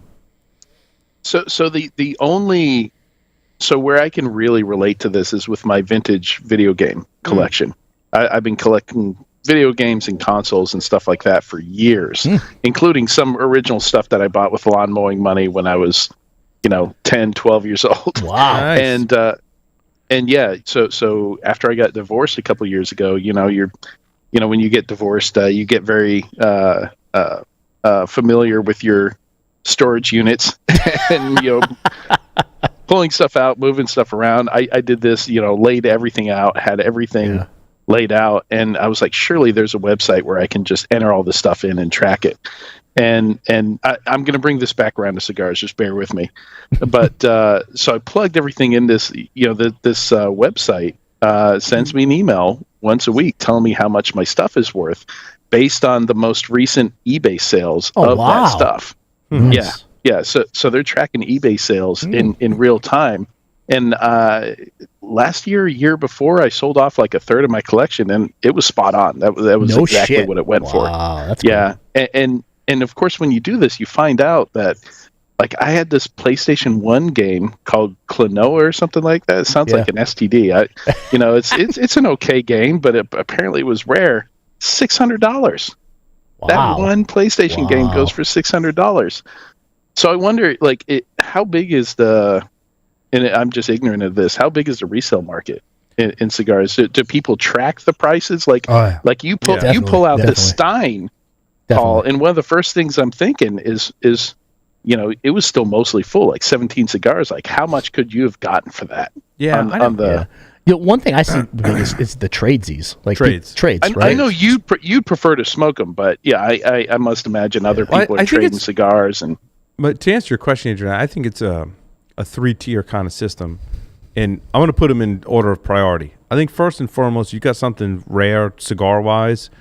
You're smoking it yourself, sharing it with your friends like I do, and you're smoking them because there's a limited time frame. I think when stuff's going to be really good. Right. For most cigars. Expiration dates. Yeah. I think the second thing is you might look at it in trade value. Yep. So like this particular Stein, I had, 17 cigars. I could probably part with 5 of them and trade for something else that someone's been aging. I'm like, I don't have that in my collection. You don't have this in your collection. That's it. Let's swap 5 of these for 5 of those. Like, I'd take some vintage Opus X that I don't particularly have in my collection, or some rare stuff that you can't get today, in exchange for that, because it has value in trades. Right. I think the third thing is I want to sell it. Yeah, and you're not the type of person who's going to go out on Cigar Bid and try to get rid of it, right? I usually don't part with because like I said, usually I smoke it. Sometimes I might trade for it. And trades with me are usually like 1-to-1 gentleman's agreement. Like, hey, I got one of these. You've always wanted to smoke one of those. Like, what do you got that I've always wanted? All right, let's trade 1 for 1. It's not a huge trade. It's 1 for 1. Just you smoke something that you've always wanted to smoke or smoke again. Yep. But I've had 2 instances where I've someone said, "Oh, I want to sell some cigars." In both cases, like, it fell through. Yeah. And I don't know. I don't know if people get cold feet or because of the reasons I mentioned of you typically want to hang on to that stuff. Yeah. But I've both times fell through. And I don't know if it was me and going, like, I'll just buy everything. And then again, I think that furthers the cold feet of them. Like, I won't have this stuff anymore. Maybe they put their collection out there going, I'll sell like a few, and that's all they wanted to part with. But they kind of touted it as, well, I got these cigars for sale. And I'm like, well, I'll just buy everything. Right. Yeah. That doesn't work out. Right. Both times fell through for whatever reason. I mean, in some of the communities that I belong to, like in Discord and stuff like that, some of the communities there, you'll see people who, belong to this club, and then all of a sudden, like, they got sick and they can't smoke cigars anymore. Yes. And they'll get rid of their entire lot, like everything, and they'll put it all out there, and they'll split it up and sell it off, or sell the whole lot. I've seen that happen. I wonder, like, only 5,000 of those Steins, like, what percentage of people grab those, like, intending to flip them at some point and make some more money off them? Right. Could be. I also think it's brand specific too. Yeah. Like the Drew Estate stuff on all the forums, like, people are trading, the spray paint lighter cans that we have. That thing's people are like, oh, I need one more to complete the collection because I want all 3 or whatever they have. Right. And but like a lot of the collector stuff is brand specific too. Right. And Drew Estate is a high trade. Sure. Highly collectible. Yeah, I don't want to say trade value, but like it's mostly sought up because they have some pretty cool. They have all that tchotchke shit too. Like I wanted to get one of those graffiti water towers like that. Like that's just cool looking to have. To have in. Yeah, that Stein has no expiration date. Right. Yeah, people do trade boxes. The Tatuaje. Yep. Halloween series boxes tend to command a lot. Yeah, they have the coffin looking one too. Isn't that? Was that the Drac? I think it was a Drac. Maybe. Drac had the coffin one. Yeah, awesome looking. Really but cool. now people are like, oh, I just want the box. Right. And I'm like, I can't smoke the box. I don't want to pay like a couple $100 for it. I mean, I could try and smoke it, but it's not gonna be great. Listen, I'll tell you, those Don Lino Africa boxes look really cool in my man room, man. I've wondered, not boxes that are ornate, but if you smoke cigars for a certain period of time, you get pieces of the boxes or pieces of cedar, like your typical box. Like maybe it's a standard everyday box. Maybe it has some paint on it, maybe it doesn't, or there's inserts that you can pluck out. I use those for kindling for making fires. But I'm like, I wonder if Spanish cedar would be like a cool thing to cook with. I've always been hesitant to cook with like random, because there could be glue. And a lot of the wood, there's some glue on it and stuff. So I haven't used it for cooking, but it'd be kind of interesting. Right. But a lot of times I just stick it in the fire as kindling. Yeah. And I'm not saying manufacturers like I'm taking your boxes and I'm burning them. Mostly I donate those to people that want cigar boxes, but you can pull, like I said, the inserts out or whatever. It's stuff that doesn't have branding. It's just a hunk of cedar. Right. I'm like, oh, that's kind of They cool. use it for like separators and like separators. They got like trays, like my LFD factory press number 4s came in trays. Yep. So like Yep. it comes in a case of 100 or 50. Yep. And I think it's 100, and there's 10 trays of 10 Yeah. that are inlaid. Some of the Fuente CF boxes come in the same way. So like once you smoke through the whole thing, you've got this pretty ornate box, but there's a whole like big hunks of cedar in these trays. Yeah. And I've used the trays as a lot of times the samplers will have them too. Like I bought Padron samplers, and it had a piece of cedar because it was all different size cigars. Correct. And it was like the cedar insert to hold every single cigar. And it's just a big chunk of cedar. Yeah. But oftentimes it has glue on it, so I don't want to use it for my wood for cooking has to be like made for cooking. It has to be clean. Do you think they're putting glue on it to put it inside of a cigar? They do, box? yeah. A lot of ones I pull apart have glue on them. Yes. Really? Because sometimes I'll repurpose the box or whatever. Yeah, I like the box, I'll use it as a display. Sure. But so it's not so heavy hanging on the wall, I'll rip out everything that's on the inside of it. Yep. Let's see. Where do we want to go next? That was a fun one. Yeah, totally. Long smokes. I came across a Debonair A series. The Debonair A cigar is one of those giant cigars that doesn't smoke like a giant cigar. I don't know if you ever smoked a giant cigar. So an A size is typically a 9x56 is an A. There must be an official. Yeah. Again, there's official sizes of diameter and length that this is an A size. But every manufacturer, again, it's an art, part art form, that they vary that size. And oftentimes that could be scientific to the blend. In other words, I want to put this much of each filler, and when I do that, I end up with a 9.5 or an 8.75 or like whatever it is, right?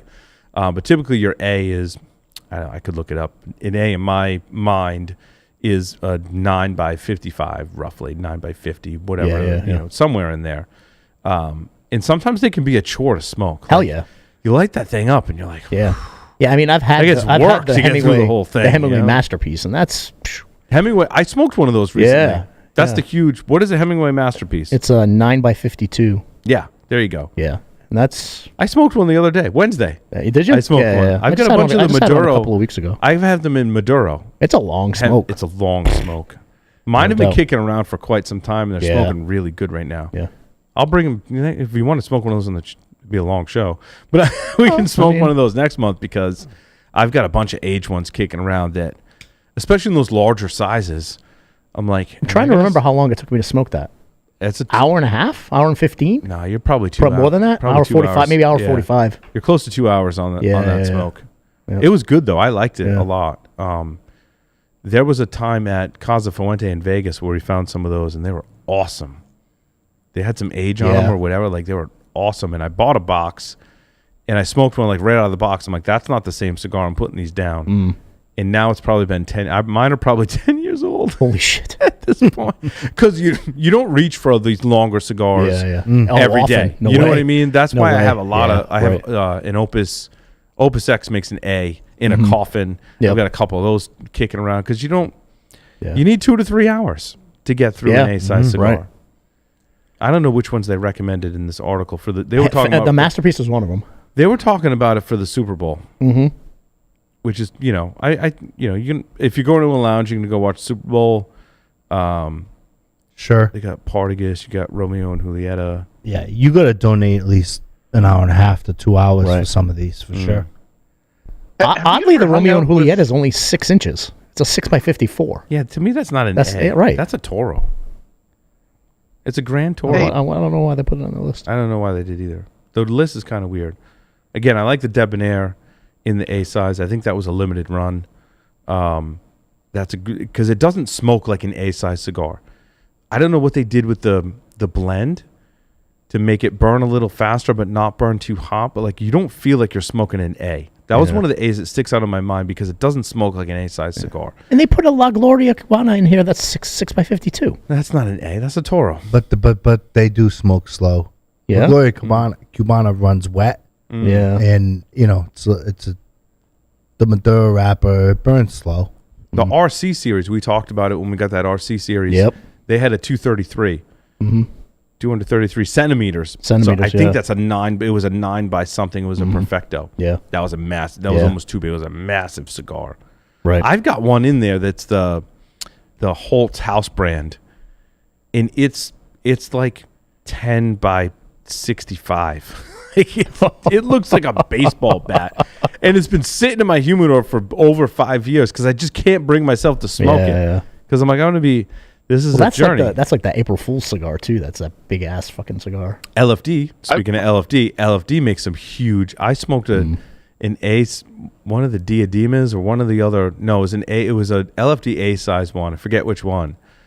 The cigar was so big, I had it in my mouth, and I went out the door to the office right here, and the end of the cigar hit the door before I could open it, dude. That's how big the cigar was, and I laughed hysterically. I'm like, that's funny. This is gonna take me forever. Asylum makes a big one. Remember, Yeah, we got big some one. samples. Yes. Isn't that the April Fool's? No, it begins with a P. Yeah, it's huge. It's just it's ridiculous. It's like, I still have one from when they gave it. and I It shipped makes me out. feel inadequate. I'm just like,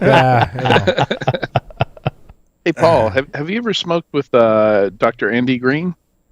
No. Do you know Andy Green? Yeah, rings a So bell. he's one of the B-Sides Atlanta organizers, and he's a big cigar guy. Like he will do like 3 of these like 65 ring Churchills like back to back. Yes. like he'll hang out all day.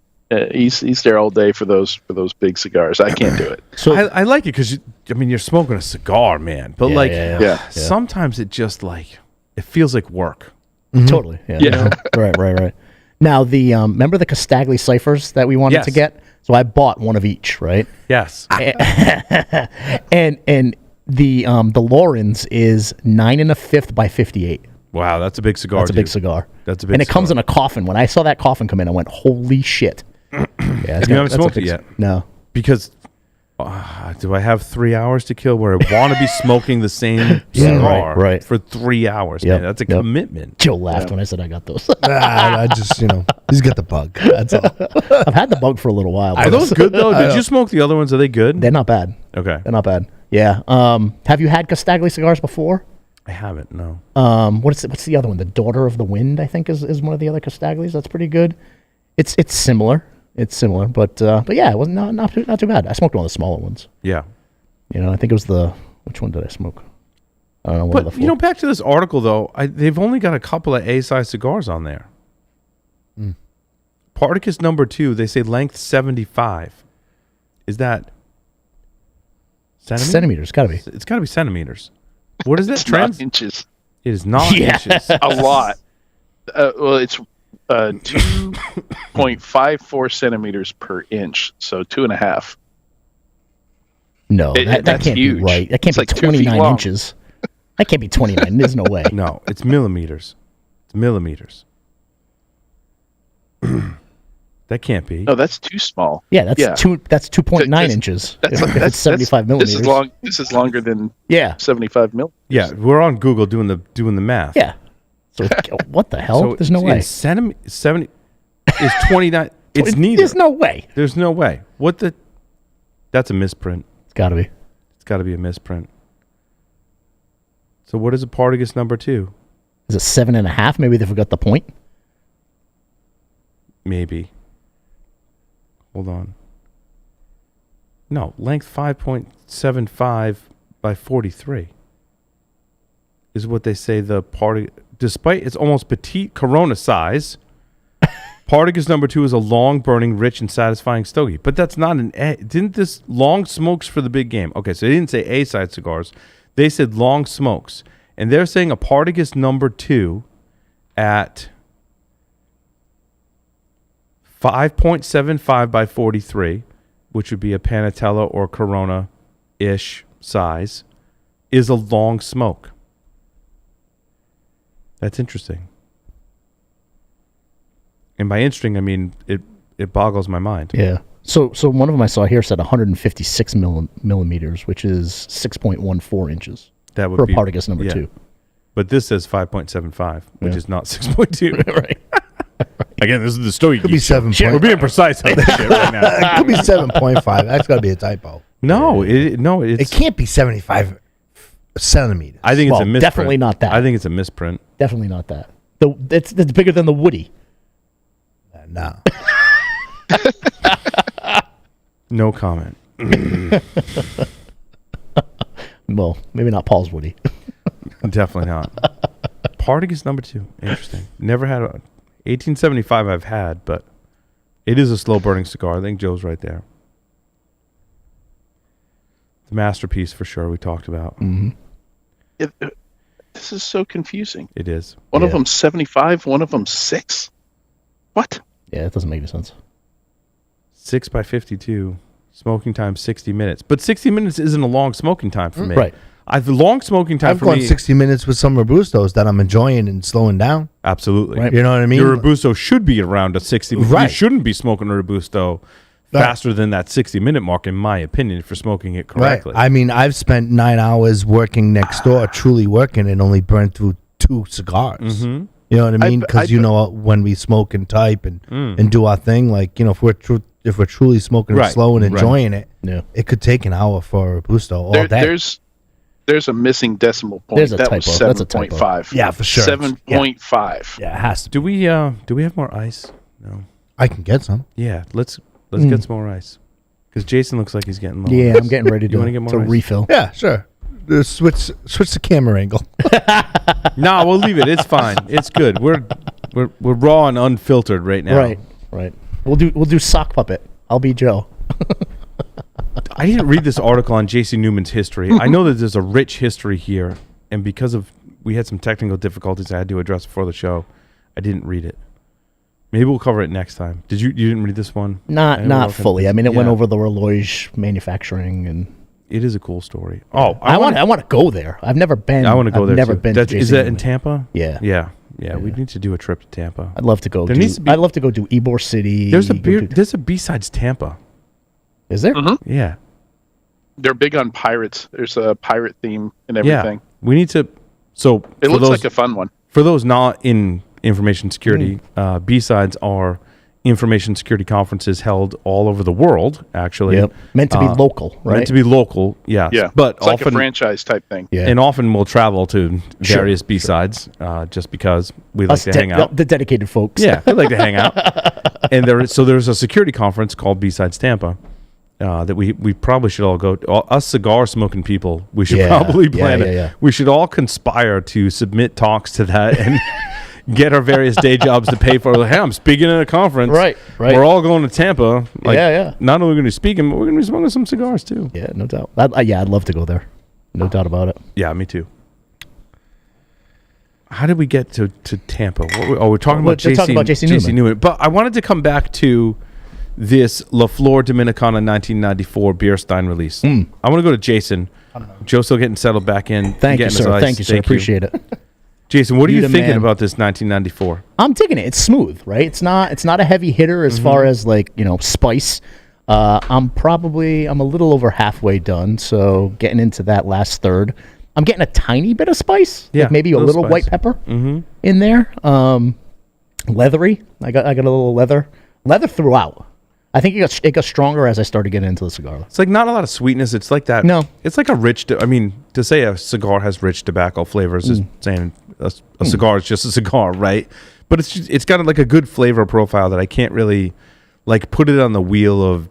Is it nutty? Is it chocolatey? Is it whatever your flavor is? Yeah. Like it's just got a good It's flavor that profile that's hard to It's that pinpoint. earth leathery with a little bit of white pepper, man. Yeah, but smooth, like not overbearing on the palate. Like you enjoy the flavor on it. Totally smooth cigar. Kind of hard to pinpoint the flavor, but I think it's.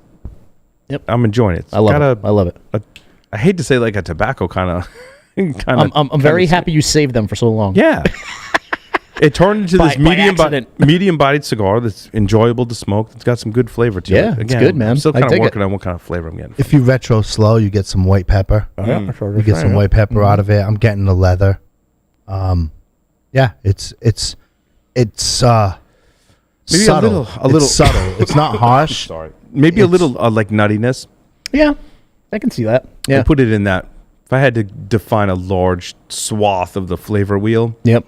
now that I retrohale it, I'd put it in that kind of Sure. nutty, leathery. I get the leather kind of profile. You to were it. worried about construction. I haven't had No. any construction I issues. must have just had one bum one in the whole pack. In the draw. Thankfully. In the draw. The It's draw. Paul syndrome. Yeah, It's I been take going on the for one. 12 years or 14 years or Yeah, however long yeah. you've been doing Yeah, the draw's really good too.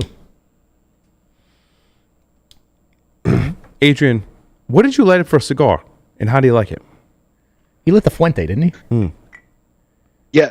That was the first one. Was the Fuente, I forget what it said. I think that's the unnamed reserve. It was a It is, 2016. Yeah. It says like something 2016 on the cellophane. On the cellophane. Yeah. No, it was on the had a little piece of cedar. Oh, it that was. was printed on. Oh, Okay. Yeah. Let me dig it out of my Starbucks cup. Yeah. That was the No, you're right. It was on the cellophane. Yeah. It was the unnamed reserve. Yep. Which has a very delicate wrapper on it. I don't know if it's That was- Cameroon.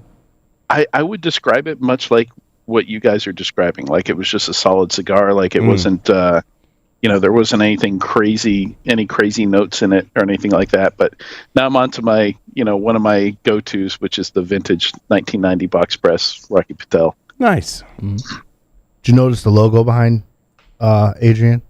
It's Can I have that space? That space side is amazing. Did you notice the picture behind Adrian? king It's one is of my dead.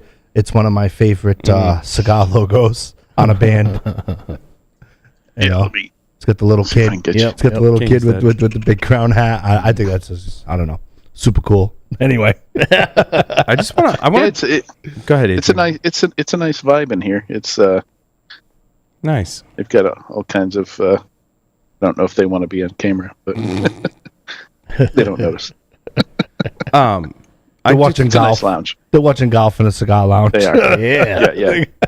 Nice. Someone picked up this 10-year Speyside single malt Scotch whiskey. It's pretty good. I tell you what, like if you were pretty good. to look at a 10-year whiskey, you'd be like, they got to at least be 12. But this is a Ben Ramach. For a Scotch. Yeah, Ben Ramach Speyside single malt Scotch whiskey. Yep. It's 43%. It's pretty good. I'm ready for another sip. Right? I'm digging this. I don't know what that costs. It's pretty good. I don't know. What does this cost per bottle? I'll be looking at my local. Ben Ramach.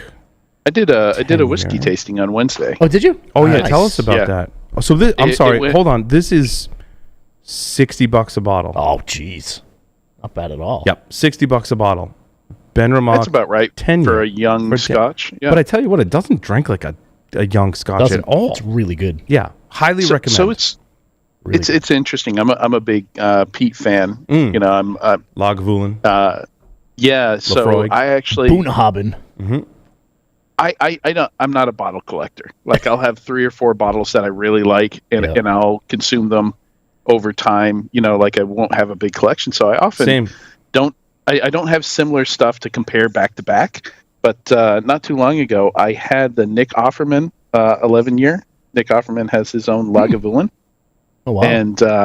and I was able, and it's about $80. And I was able to compare. I also had the 16-year Lagavulin Distillers Edition, and I was able to compare them back to back. And man, what an interesting difference! Like the smoothness between an 11-year and a 16-year. Yeah. Like you can really tell. Of course, Offerman, like he wanted extra peat in his. Like it's rougher because it's younger, but it's smoky. So it's got its own thing going on. But yeah, it was a lot of fun. Like even holding the glasses up. You could totally tell the difference between those two Lagavulins, because Lagavulin has a very signature taste. It does. Like you can taste 8-year, 16-year, 11-year, doesn't matter. That's Lagavulin. So many of us probably have our mutual friend, Jim. I know many of us know Jim. Jim McMurray. You guys know Jim? Mm-hmm. Yeah, Adrian does. Oh yeah. So I'm gonna out Jim on the show. I should have invited him. This was He was again, our premier sponsor at B-Sides Knoxville yeah. last year. Yes, he was. Next month we'll invite Yeah, there you Jim go. on the show. This morning again, I lost this morning to production issues. Thankfully that we solved. But Jim has like over 6,000 bottles of whiskey in his collection. What? Like I knew Jim had a whiskey collection that was very significant. 'Cause like he sent me pictures and I'm like, dude, what liquor store are you at? Because I want to go there. Right? And he's like, my house. And Jim's also a cigar guy as well. And he's like, yeah, Jim's like, this is, and He's like, he has over 6,000 bottles. And I was like, dude, And he runs an MSSP business, and he has a ranch. His family has a bunch of horses and stuff. So he's running around a horse trailer. He's living a dream, man. He lives in California. No, he's okay. San Diego, I think. When when you say invite him, you meant virtually. Virtually, yes. Yes. When I was talking about one of my friends from California, Jim was the one who was telling me about the laws. And so I just think that's I'd have a ton of questions, because I don't have anywhere near that. I probably have 60 bottles of whiskey. I want a glass of E.H. Taylor bourbon. And he showed me a picture. And he's got like a shelf. He's got 5 bottles on the face. I'm like, dude, how deep does that go? Right. Like, I just want to try. I had a glass of E.H. Taylor at the Joyles, which is amazing. And that bourbon was amazing. So we go to the Shelley's in D.C., and we all took turns picking. And I was like, E.H. Taylor was on the menu. I'm like, I want that. He's like, we don't have any. Gone. It's gone. It's gone. Because it's pretty rare. So right. Yeah, I have a ton of questions, because once you open the bottle, is there a shelf life at that point? I worry about that. Yes, I do too, because I wonder what the difference is between. This is actually a good tangent for our cigar smoking audience, because I'm gonna tell you what I've been doing lately because of general inflation and specific inflation, if you will, on the cost of whiskey across the board. Yeah, right. I mean, it's gotten more and more so an expensive hobby. And so I wonder, like, a good question for Jim is, if you take the cork out of a whiskey bottle and you put it back in, how much does that seal it? Right. Because what I've been doing is decanting. And much like wine, right, the decanter's made to allow some airflow in. So I've been taking, my favorite one to do this with recently is Elijah Craig.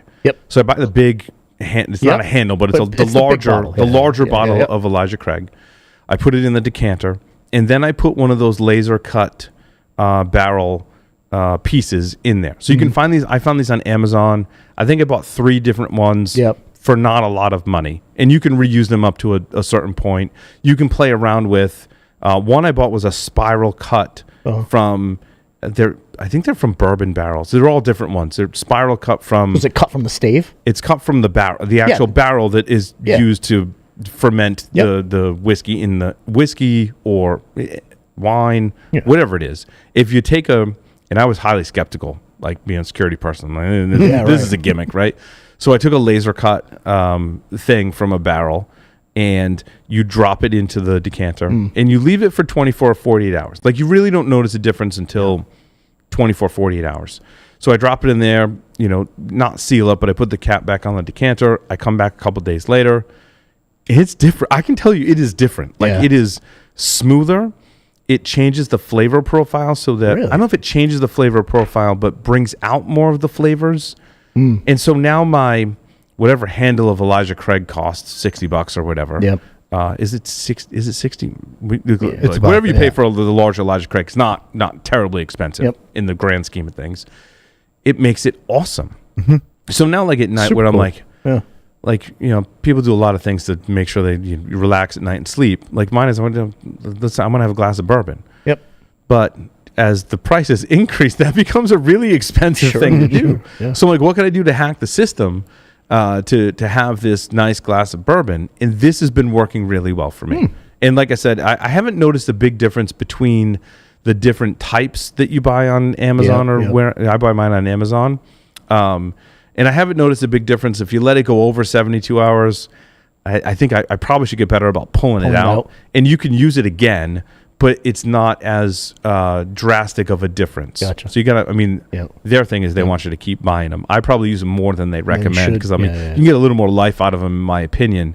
But you pull them out and it makes a big difference for me. I think it definitely smooths it out, and it definitely, I would say, enhances the flavors. Now, does it drink like an 18 or 21-year-old Scotch? No. But I think it drinks way better than not doing this process, which doesn't cost me a lot of extra money. It's not like I have to put it down for a week or months. Like, it's a couple days, let it sit in there, and it's been awesome for me. But then my question is, do you get less of a shelf life on that whiskey now that it's in a decanter and not in the bottle with a cork? or I mean, I'm drinking through it in a week. Maybe not. Maybe not. Yeah, it Depends on how rough of a day I've had, you know. It'd be super cool to bring them on because I have a bunch of questions. Yeah, me too. Yeah. Me too. Like that. Like, for example, instead of a decanter, have you tried like like an eyedropper of water? Right. I've done that. I've done that. Without ice. So you pour it neat Yep. and do like an eyedropper, 2 or 3 drops, and it's amazing how it opens it up. So my other strategy is to drink it like we're drinking today. So I also, coupled with that process, I use the ice blocks or balls, Yep. however you want to. They got fridges that make them now, which is awesome. Yep. I think Doug has one, and I put it in there. And when I first pour it, I try and let it sit for at least 10 minutes. Whether it's bourbon, scotch, or now people say for however many years it was in the barrel is how many minutes you should let it rest. We talked about this in a previous show. My unscientific testing on this is as long as I let it sit for 10 minutes, it's good. Yeah. It's good. There's a difference between pouring it in and taking a sip immediately and waiting 10 minutes. Yep. I think it opens up. I think some of that water from the ice, the ice cube melts a little bit, puts a little water in, much to your, dropper example, Joe. I think it opens it up. Yeah. So that's been my strategy. Yeah, I've been having let's get him on the show, great man. luck with that. I've Decant been it, prepping some photos. right? I was going to mention Jim McMurray's photo game is on point. Yes. Like he puts together these beautiful photos of his whiskey and cigar pairings before he has one. Like excellent photo taking. I'm going to see if Gus can throw some of these up. But yeah, one of them is also a picture that those 2 Lagavulins like held up to the light together. Yeah. Jim also is it Instagram? No, it's on our Slack. Instagram too. Yeah, he's on Instagram. Oh, what's his Instagram? No, I don't know off the top of my head. I usually see them on Facebook. Facebook. Okay. Yeah. But yeah, I just put them on the Slack. Jim also SWN275 Slack. speaks highly lately of the Year of the Rabbit Davidoff. I don't know if I've had one yet, but I have a couple in my humidor. yeah, like based on his recommendation, I almost wanted to do that for this show. I have a couple in my humidor. I did an errand run for 5 boxes of the Year of the Rabbit. Yeah, I had to go and front the cash and then go to because someone wanted them. and go to Regency, and it was for that's where I got a mine. big restaurant business owner and whatnot. I'm like, this is like fucking $3,000. Yep. I'm like, okay, well you can grab a couple for yourself. I'm like, okay, hold on, deep breath. But there's 2. I'll run the errand. Yeah. What Jim was describing to me is there was 2 different sizes. There's like the regular Year of the Rabbit, and there's another Year of the Rabbit. Well, I meant to put it in the show notes, Joe. I don't know if you. Well, there's a couple of companies out there now, Paul, that are hopping on that year of the It's a ton of them. whatever animal. Yeah, a ton of them. You know what I mean? So are you crisscrossing them, or are you talking specifically with Davidoff? Because when you say year of, No, I'm talking about Davidoff okay. Year of the Rabbit. Okay. It's a Perfecto cigar. Well, they It's do have super- they do have 2 different sizes because There you are have 2 some? different sizes. Do you have some? yes, they are. Yeah. Don't allocate a lot of time for it. It smokes Fast. Really? Like it smokes. The only disappointment I have, taste wise, awesome, balance, complexity, awesome flavor, great. The only complaint I had about that is it smoked like a Tiamo, which you remember the old Tiamos, Paul? Mm-hmm. They just smoke super fast. It smokes super fast. Huh. Any size. I've had They both. have the box we talked about on the show a Right. couple of months ago. That is they're laid out in like different Right. positions. Jim found, because I was like, Jim, he posted on Facebook, and I was like, dude, I don't think that is the Year of the Rabbit. He's like, no, they did this special boxing that I can't find right now. Of course, he would have the special. But he thing said you can't- someone yeah. gave it to him as a gift. And he's like, these are amazing. Yeah, the box presentation of it is you have 10 cigars and they're all displayed like horizontal, vertical, Yes. et cetera. One's a Gran Toro and the other's a Perfecto. But he said that there's a different one that I don't remember. Well, there's also the Masterpiece collection box. I picked up five Is it boxes. Masterpiece? Yes, there's a Masterpiece humidor that came with a whole bunch of. Yeah. Yeah, there's No, it wasn't that. So there's the Astros. Gran Toro, there's a Perfecto, and then they came out with a masterpiece humidor one. I can't find it now. The one that he mentioned. But anyway. Next show. Jim, Next the show. kind of guy, when his local liquor store and cigar shop, tobacco shop gets stuff in, the stuff that he gets never hits the shelf. What's his name, Adrian? Jim what? Jim McMurray. McMurray. Yeah, I tried to share on Skype, but it doesn't show up. So yeah, I the mean, screen. on the Davidoff site, those are the two. I got him. Those are the two Vitola. I'll put it in Slack, Adrian. If you're looking, well, actually, Cool. you have it. That's his Facebook. Yep, that's Yep. him. Yep, got it. Yeah, I figured it. As soon as I pulled him up and we had mutual friends, I'm like, yeah, I know this guy. Oh yeah, Oh, yeah. look at That's those- I've seen him. Look at those Yeah, I've seen him from Taylors, the oh my from the God. network and all that. Yeah, Yep, there it is. Look yeah, at that. Absolutely. I just sent Jim a text, so Yeah, you're gonna get bombarded with friend requests. Yeah, we're gonna work it out. We're It's gonna, not spam, sir. Yeah, we're gonna work it up for next month. Yeah. That's Oh, we funny. got to bring this guy on. He's got to like just looking at the pictures. Oh, yeah. beautiful. Oh, yeah. my. Oh, he's got the awesome glasses, which I have some, and I always forget that I have. They're like the ornate whiskey glasses. You know what I'm talking about? It's like an hourglass shape Yeah. with a The stem. Glencairn. The Yeah. Glencairn. The Glencairn. Is that yeah, what they're yeah, called? Yeah, yeah. Okay. I have those. Yeah. Am I didn't- pronouncing it wrong? I didn't know there was a name for I them. don't Yeah, know. and I didn't even know there was a name for them. The caveat Yeah. with me is I always have my New England accent when I So- say things. So So I forget the name of the distillery is similar, but they were actually originally, I think this is correct, they were originally designed by a Scotch distillery. Interesting. And what's the name of the? the glass, No, we're Stogie Geeks. it's a Glencairn glass. Glencairn. Oh yeah, See it? CAIRN. Yeah. Glass. Yes. Yeah. Yeah. Yeah. I- So I have they a make few them of with those. a short stem. I've Yeah. seen them. He's got a couple of the and the way longer you know it's stem. real is that they actually have like Glencairn embossed in the bottom. Oh, you so can, there's like so you a- can actually look through it and see the. There's like a thing. I'm sure there's like yeah. a black market. you know? Mine don't have that. Yep, most my liquor store you can go and they just got them on the shelf there. You can buy them along with your purchase. Yeah. Oh wait. So the Year of the Rabbit, the one that he shows looks like a Toro-ish size cigar. Gran Toro. Gran Toro. So there's Gran Toro and Perfetto. Okay, so he likes the Gran Toro. Those are the two. And I don't know When where you to buy get. the masterpiece box, which is the big It ass come- box, yeah. the humidor, it comes with Gran Toro. Gran Toro. Oh. Yeah. And how much is that? Oh, I don't know. I didn't see how much. I mean, how much? Take How out. much did you spend on the 5 boxes was like 29 change. Of the Perfecto. 2,900. Yeah. Yeah, $2,900. it was like okay, and I'm like, They're That's a- I mean, that's they're small easily $30 a stick, right? yeah, Oh yeah. Oh yeah. yeah. I was like, what restaurant is this? Oh yeah, yep, that explains it. Yep, I got it. Yep. And it's funny because she actually, it's a woman owner, and she bought it for all of her vendors. I'm like, I want to be Wow. a vendor. For I know, this right? chick. Like, you know what I mean? Like, you know, but yeah, it was like so weird, and I went over to Regency. Obviously, they are one of the largest Davidoff Yeah, dealers. that's where I got mine. Yeah, instruct the deal. But like I said, so when I had some, like I said, you don't have to allocate a lot of time. Definitely like sit down. $50 a whack. Yeah. $50 a Yeah. whack. Yep. That's retail. Yeah, $500 for 10 sticks. I think they were like $49.99 on discount. But it wasn't my money, so I whatever. don't know, man. Those Padrones we smoked for $50 a stick Yeah, those are awesome. they were very good. That's the 50th anniversary. very, We smoked very with a good. natural Very on good. one show. Very good. Yeah.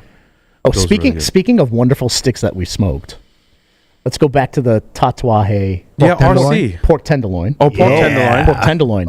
I just pre-ordered the 2023 pork Oh, tenderloin. they're coming out with a new one. Yes, but it's a different wrapper. It's a different wrapper. It's a Mexican San okay. Andreas wrapper. Yeah. But still, I ordered it. I got 20 coming in. The branding's the same. You know, it's going to be in Yeah. that thing. Yeah, but it's in yeah, the- it's in the- it's I saved the paper that it came in. Yeah, I I had- saw. that, yeah. I got excited when I walked into the office the other day. I'm like, he's got more. Like, but you don't. I saved it because I thought the packaging was cool. Oh yeah. Yeah. So the 2023 version is coming out in March. So I just pre-ordered 20. I'll bring them in. Nice. I'll bring them in. Nice. I wanted to talk about full-bodied cigars. Okay. I don't know if this list really tickles my fancy. Like, Ashton VSG, I wouldn't put in full-bodied. Milano, I would put in full-bodied. Me Carita. This is the one we. Is this the Dunbarton? Yeah. So we did the black. That's Tricky Traka. Tricky Traka. Yeah, but we did the black. I don't think I've had the Tricky Traka. We did the black. We did the black for the blind testing. Really good. Really like full body cigar. Is this from Jason's? No, it's actually one of Paul's. I do like Joya de Nicaragua Antonio. I love it in the Bellicoso size, not the size they depict in the article, which is the 6.88 by 48 Churchill. Yep. Skip that size. They make a Bellicoso size in the Joya de Nicaragua Antonio. Love that cigar. That is a great full-bodied cigar. Yeah. It's interesting. I don't always gravitate towards the full-bodied cigars. Like, oftentimes I'll open up my travel case and I will have smoked all the mild to medium cigars in the travel case. And I'm like, man, I haven't eaten lunch yet. And I really want a cigar. Yep. I'm like, I got to go back to my humidor because there is nothing in here right now that is not going to make me nauseous. Right. Yeah, I've had the Romacraft, Cro-Magnon. Romacraft makes some Those are pretty really good full-bodied cigars. Yeah. I didn't see. There's no EP Carrillo in here. Which one is full-bodied from EP? The short runs. Those are pretty full-bodied. Short runs. Some of the I have some 2015 short runs kicking around. Right here. I got a short run right here. What did I bring? I grabbed it out of my Carrillo shelf. There's some, you know what's interesting is people look at the wrapper and see that it's dark and go, that's a really strong cigar. And that's a fallacy. That's not necessary. Yeah, that's a good cigar. Yeah. Paul Gamarian for me is one that the wrapper is not dark. Right, but it's full body. That's what I had. That's what I had with you. That's what I had with you at Mr. J's. Dude, wait a minute. We have two references of this. You, Mr. J's. Did I not get the invite? You did. I sent it to you. I said we're going to Mr. J's. You're like, I can't. Yeah, we were working lunch. This is when you had a job, though. Yeah, you had a job. We were working lunch there. I had a. Oh, yeah. Yeah. Okay. We need to go back there. I thought this was recently. I think our membership is up for renewal, so we need to go back and make sure we solidify. And there's a lot of cigars in that locker too. That is there? All right. I'll split them up with you guys. I don't care. Yeah, let's do it. They just put all kinds of cigars in there. We should go retrieve them and split them up. Oh, you can wait another 8 years. Yeah. or I can pick Lockett and you'll have nothing. Right.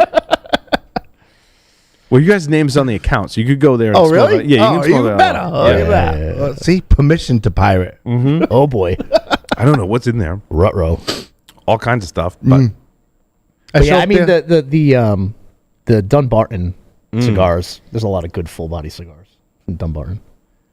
Saka does a good job, man. He does. Oh my God, he does. I love the Uncle Largo in the Mi Carita. Yep. And I haven't had those in a while. I used to keep those as a staple in my humidor, and I missed them because it had just enough punch for me to like the cigar lets you know it's there. Oh yeah. But it won't turn you green and make you sick. It doesn't turn your stomach. Yeah. So like I would smoke those first thing in the morning, and it was just enough to be like, oh, that's a fuller bodied cigar than maybe I would normally take down in the morning. But there's not enough nicotine in there to go. Right. Right. What's is this? See, some of this list here to me is suspect. They're not full. This no, list exactly. is not Agree. good. Okay. Okay. I think I add these stories just so all you folks know. I add these stories so we can come up with our own. Yeah. That we maybe think is. These are conversition pieces. Yeah, conversation is suspect. I'm like, now, that's not strong. So this came from JR Cigars, who love the company, and not everything on the list is something I disagree with. Again, Joya de Nicaragua Antonio, I would buy the Bellicosos by the box, and it was great.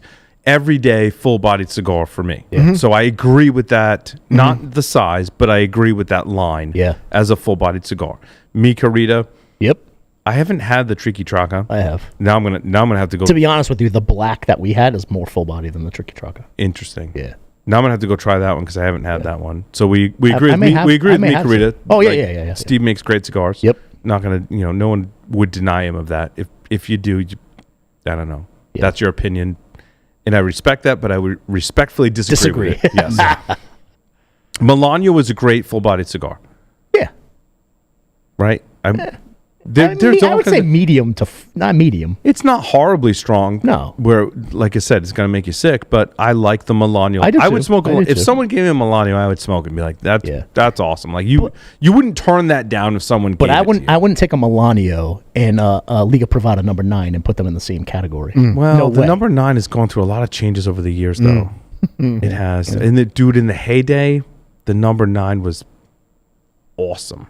What's the heyday though? What's 14.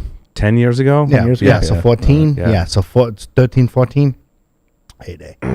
We've talked about so? that. Do you think they're more full body now or less? They Less. changed the blend. Less. I mean, they Yeah. changed the blend. Yeah. They did. I mean, I don't fault them for that. Yeah. Like, I get it. Like, you've got an awesome cigar and you want to carry it forward. Yeah. I don't necessarily fault them for that, but I think as a consumer, I would have liked to have seen a number 9 Progress into something different. V2 or a slightly, if you're going to change the blend, give it a different moniker. Yeah, right? Like yeah. we all deal with software because we're nerds and we Yep, work in yep, yeah, yeah, cybersecurity. You know, like if you're Give it a different version. you give it a different, like we know that a certain version of software is different from another version of software because they denote that in the version number. And I think the number 9, like they should have called it like a 9.5 or something like that to denote that, like, hey, we've tweaked the blend. Yeah. Instead, they tried their best to keep the blend to the original, but it shifted too much. Like Davidoff does an amazing job that you've got Consistency. a Davidoff Anniversario Toro. Is it an Anniversario Toro? I think it is. One of my favorite Davidoffs. Yep. Anniversario Toro is the same cigar that I've smoked for my entire life. If I go buy one, if I walk into a cigar shop or lounge, Yep. and I go, I want an Anniversario Toro Davidoff, it's the same You know what you're experience. getting You into. know what you're getting, Yeah, right? yeah. And it's equally But as that's the awesome. consistency of the blend. And that's hard to preserve. Sure. There was a lot of different tobaccos in the number 9. Did they call it number 9 because it was I don't think it was the number of tobaccos. I think it was just No, because the it was. versioning from- but It there's was. there's a lot of different tobaccos in a number 9, and I think they had to tweak that over time due to whatever, right? Supply, demand, the farms are getting from, like, whatever. And I'm okay with that, but call it something slightly different. Yeah. Because to me, it smokes slightly different. So right now, it's Connecticut broadleaf wrapper, Yep. Matafina binder, and then Honduran Nicaraguan filler. Was it different 10 years ago? I think they tweaked it. Yeah. Maybe it's Honduran, but they got it from a different farm, Oh, okay. a different region. It's like something changed in the blend. Or a different team. Different team was blending. I mean, back in the day, it was Steve Saka and Nick Melillo from Nick Foundation. Melillo Yep. blended that cigar together. Yeah. So you have a different team. Yep. And they both created their own companies to make awesome cigars. Right, right, So right, there's right, that. right. I mean, we've seen that a million times in our own industry of cybersecurity, Sure. right? Yeah, it's different. And I wouldn't put that. To me, a number 9 wasn't full bodied. Like, maybe it was full bodied, but it wasn't like a strong cigar. No, not The that, T52 Yeah. was a strong cigar. Yep. I mean, and our listeners can go back in history and talk about how stalk cut, the nutrients and nicotine, they hang the plant. So they basically cut the plant at the stalk, they hang it, and all the nutrients goes to the leaves at the top of the plant when they hang it upside down. They harvest that. I mean, T52 was a strong cigar. The number 9 to me was more of like a medium kind of cigar. Yeah. There was when in its heyday, I gravitated more towards the T52 than I mean, number 9. There's been some really interesting full-bodied cigars over the years. I mean, some will knock your socks off. Yeah.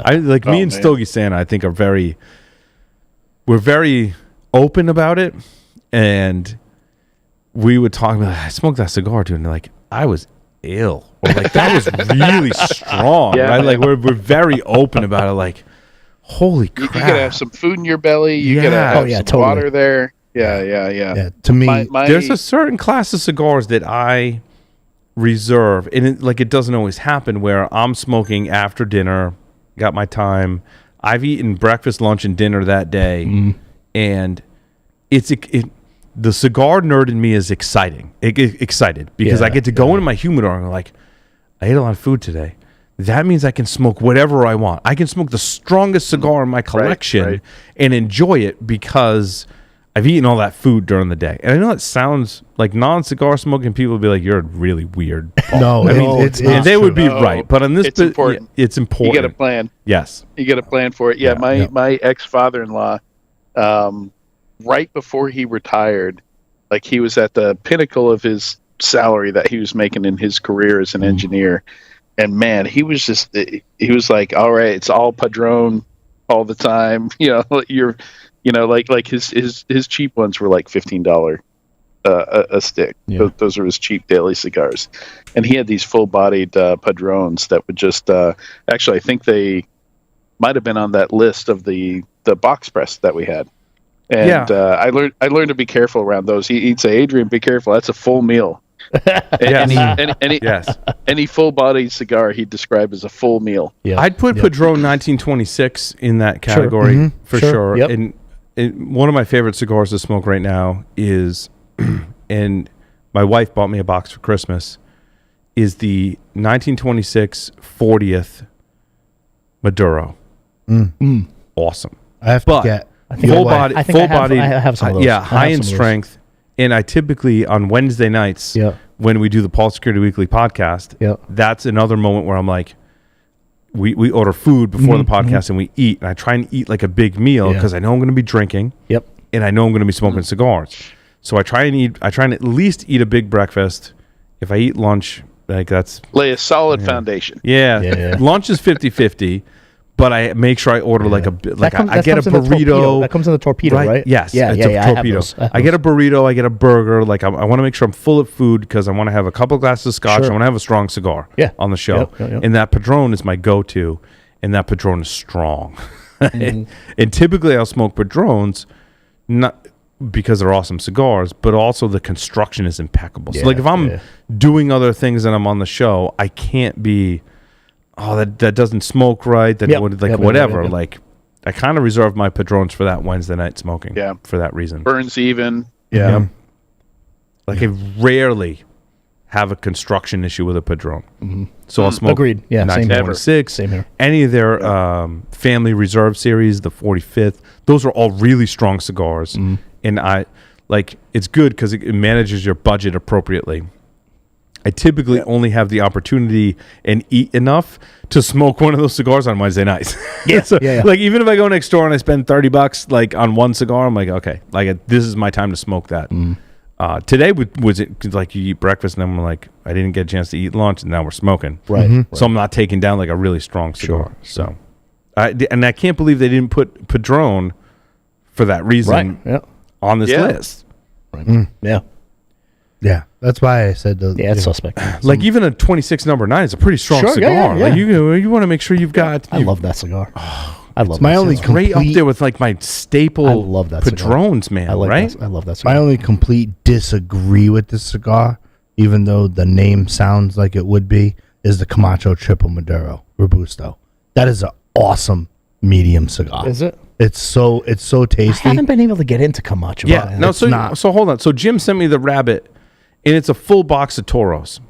It's the Toro But it's size. Grand that he Toro. likes. The It's Grand a Grand Toro. Grand Toro, yeah. You can buy them by the. I mean, the box are wicked expensive, Yeah. but you can buy them by the box. Sure. He said this is the one. It's a box of Toros. Grand Toro, yeah. We got to get those. All right.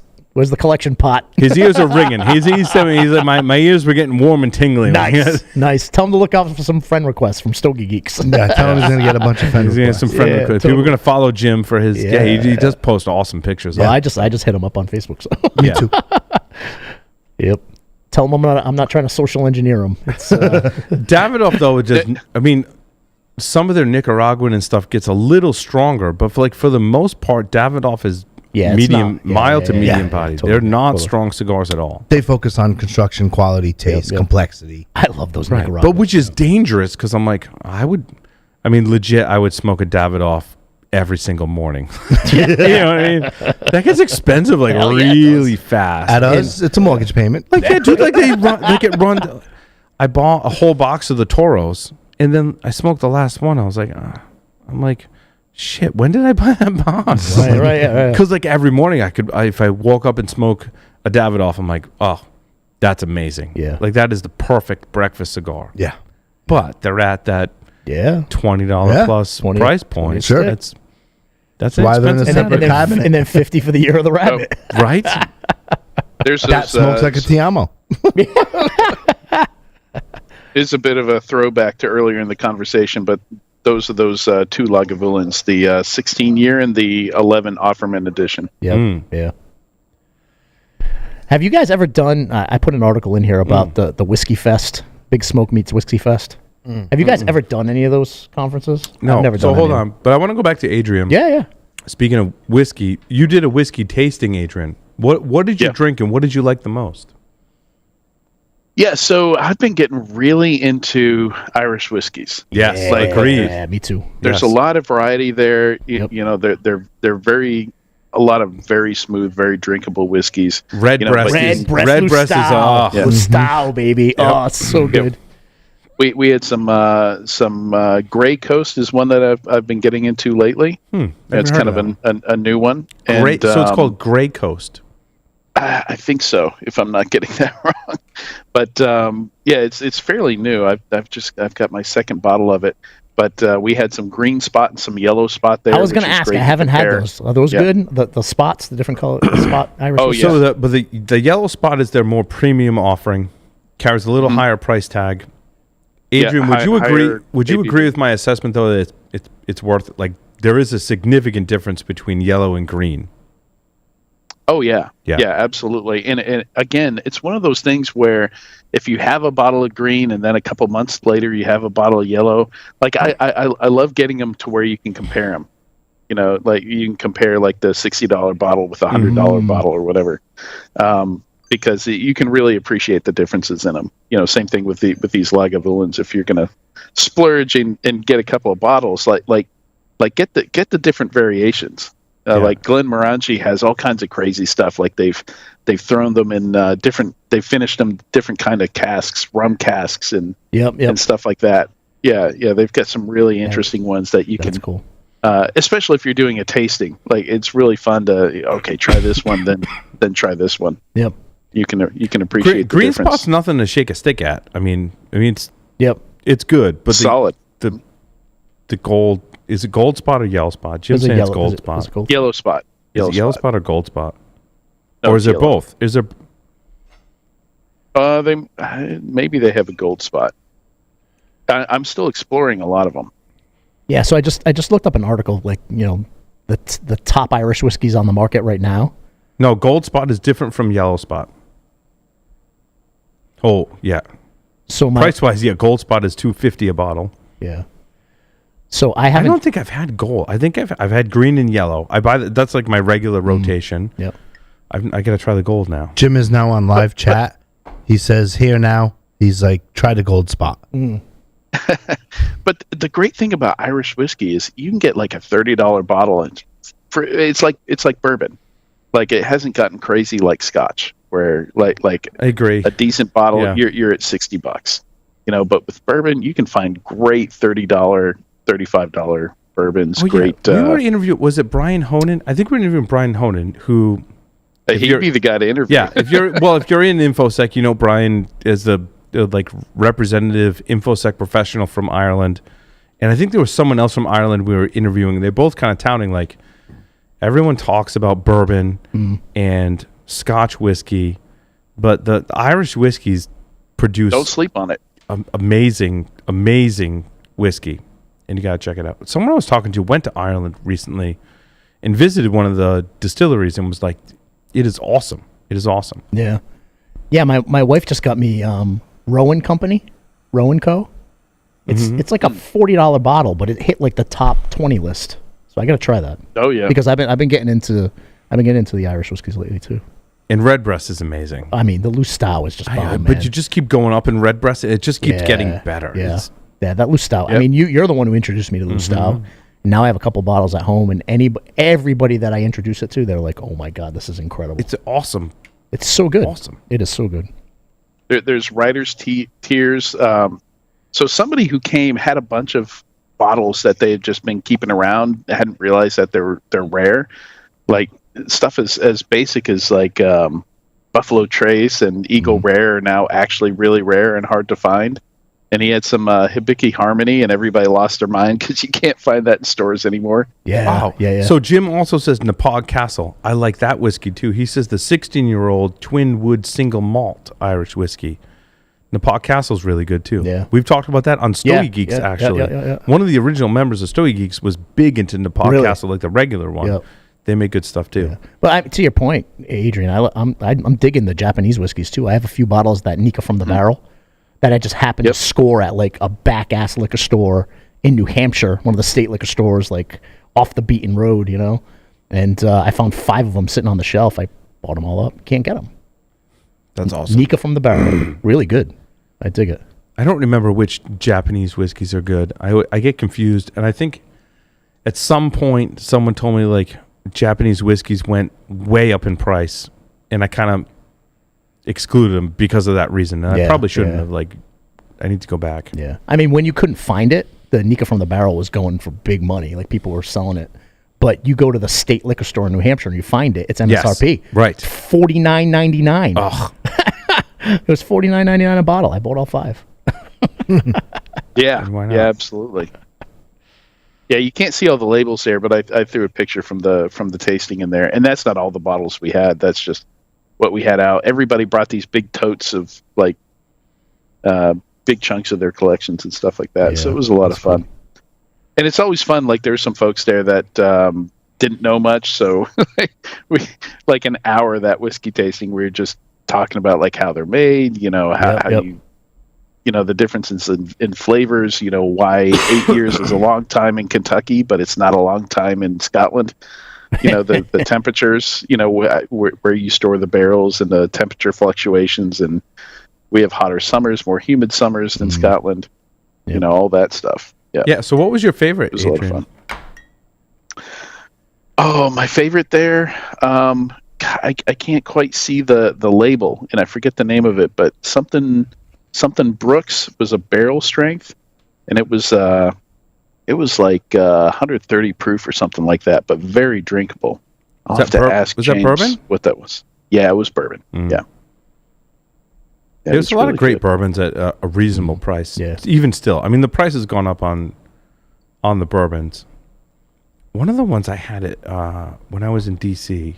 last month was... Well, I had a Weller, so... Yeah. Kind of funny story. I gave the presentation at this conference, and the video is absolutely hilarious.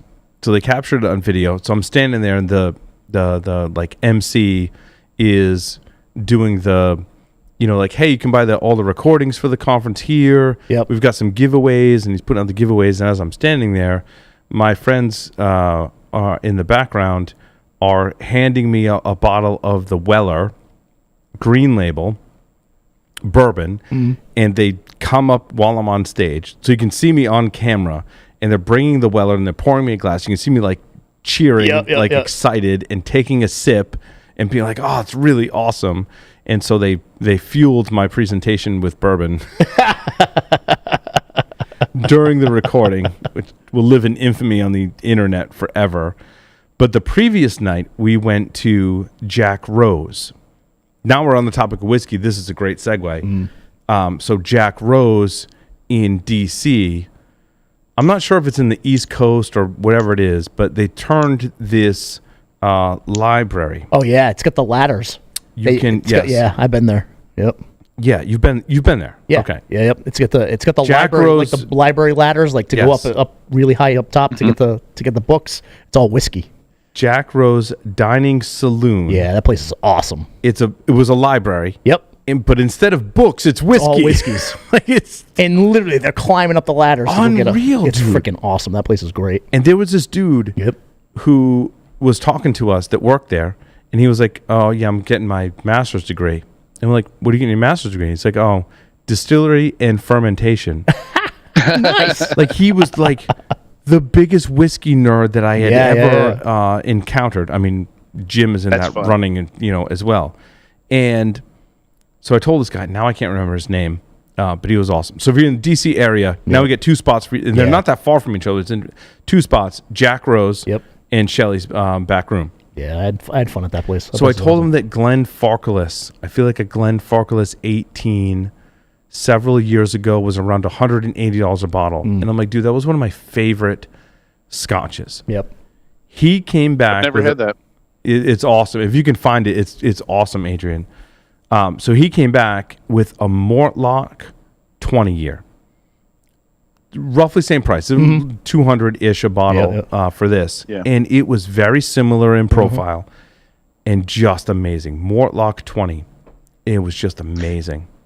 So I've got some names for you. The barrel strength was Ezra Brooks. And you know, like if you've ever had like a Woodford double oak, that'll give you an idea of where you're at with that. Because, you know, once you get aged like that, it's barrel strength. Like you're getting a lot of oak on it. Yep. And then we've got so many new whiskeys here in Tennessee now. Like it's becoming a big. Yeah, I'm sure it's not just here, but Sweetens Cove is a very good one that we get here locally. I think it's made in Chattanooga.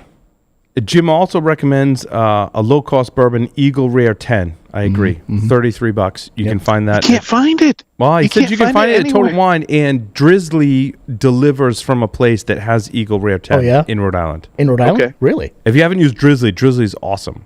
So I mentioned at the top of the show. I don't think they can deliver in my it's one of those really? like state by state, like Yeah. So in Rhode Island, yes, Drizzly's totally cool. Yeah. And when you have the procedure I talked about at the top of the show, for a certain amount of time, I forget which restriction this is, at least 3 days, you can't lift anything over 10 pounds. So I'm like, well, so we were having a party 2 days after my procedure. We were having some people over the house, and I need to get booze, and my wife was working, and I'm like, all right, let me go on Drizzly, because they deliver to your house. So if they deliver a whole box full of liquor, my theory was, well, just leave it on the front porch, and then like I can take bottle or 6-pack one by one and go put it away. I don't have to lift anything over 10 pounds. So I'm like, okay, it costs a little more money because you got delivery fee and, you know, all that stuff. But I'm like, I have a perfect excuse. Like I just had air quote surgery, like whatever. I had a procedure and there's restrictions. So I'm like, this is great. So I ordered Drizzly because my wife won't get mad because she knows. It was for my son's soccer team. So we're having the folks over from the soccer team because the wives were going to a certain event and I was hosting all the kids. So I basically had a free pass to entertain however I could to entertain the soccer team, which went really well. So I ordered from Drizzly and they had Eagle Rare. Nice. And I don't think I got that bottle. I got some other stuff, but they had Eagle Rare on there. And it's great because they deliver it. I mean, again, there's a little bit of upcharge for it, but they're delivering it to your doorstep. I'm like, that's perfect. It's perfect. Yeah, it's good. Yeah, I just uploaded a screenshot from my Total Wine and Spirits. Nothing. When you search for Eagle Rare, nothing. Yeah. So does Total Wine have a store in Tennessee? I feel like that's a southern thing. Yeah. No, the one in Knoxville opened right around the time that we changed the laws here to where they can now sell wine in grocery stores and liquor stores, you know, as kind of a gimme to liquor stores, since now they have to compete with like bulk folks like the local places have to compete with the Total Wine now. Now the liquor stores can carry like sodas and mixers and stuff like that, whereas before they couldn't. Oh, interesting. They couldn't sell anything that wasn't liquor. So like in Rhode Island, a grocery store of any kind cannot sell liquor. But what you're saying is in Tennessee, a liquor store couldn't sell other goods. Like the laws in the states are weird on this issue. Yeah, they couldn't sell cigars. They couldn't sell limes. They couldn't sell soda. Nothing. So liquor stores could only sell liquor. They couldn't sell changed. cigars until this. So, we talked about like rescinding a law and how much work that is. So they relaxed the laws so that liquor stores can sell other goods, but grocery stores can sell liquor. No, they can't sell liquor. They can only sell wine now. Not beer. Not beer. No, they can sell beer. Beer and wine. Beer and only wine. beer, not wine. Yeah. Until the law changed. Until the law changed. How? But they still for can't us to sell unpack liquor this in is the like, grocery hold on. Wait, We need a spreadsheet. We need a spreadsheet, right? and you go over to North Carolina and it's completely different. Blue laws are crazy. Right. Yeah, the blue laws. Well, of course, where they make Jack Daniels, that's a dry county. You can't they can't sell any liquor in the I forget the name of the county where Jack Daniels is made here in Tennessee. Yeah. Yeah, Jim just asked about Lampert cigars. Have you guys had any? I've had 1675 Azul. They're not bad. I've not had I've had Lampert. Lampert cigars. Yeah, I've had Lampert cigars. They're not bad. 1675. Oh, yeah, I think it's 1675 Azul. I've not had those. Yeah, dude, the laws with liquor and cigars are crazy. Mm-hmm. Wow. I mean, talk about like an opportunity for an app or a website, like wherever you travel, to give you what the laws are for liquor and cigars would be. Yeah. Like navigating those waters are super hard. Because we still have blue laws here in Rhode Island, right? Mm-hmm. For a long time, liquor stores weren't open at all on Sunday. Right. In Rhode Island. Yep. Yeah, it was the same here until recently. But grocery stores in Rhode Island carry no liquor. Yeah. I'm not sure about cigars. Yeah. Right. And also grocery stores, I think it's still the case they can't sell anything until after noon. Interesting. On yep. Sunday.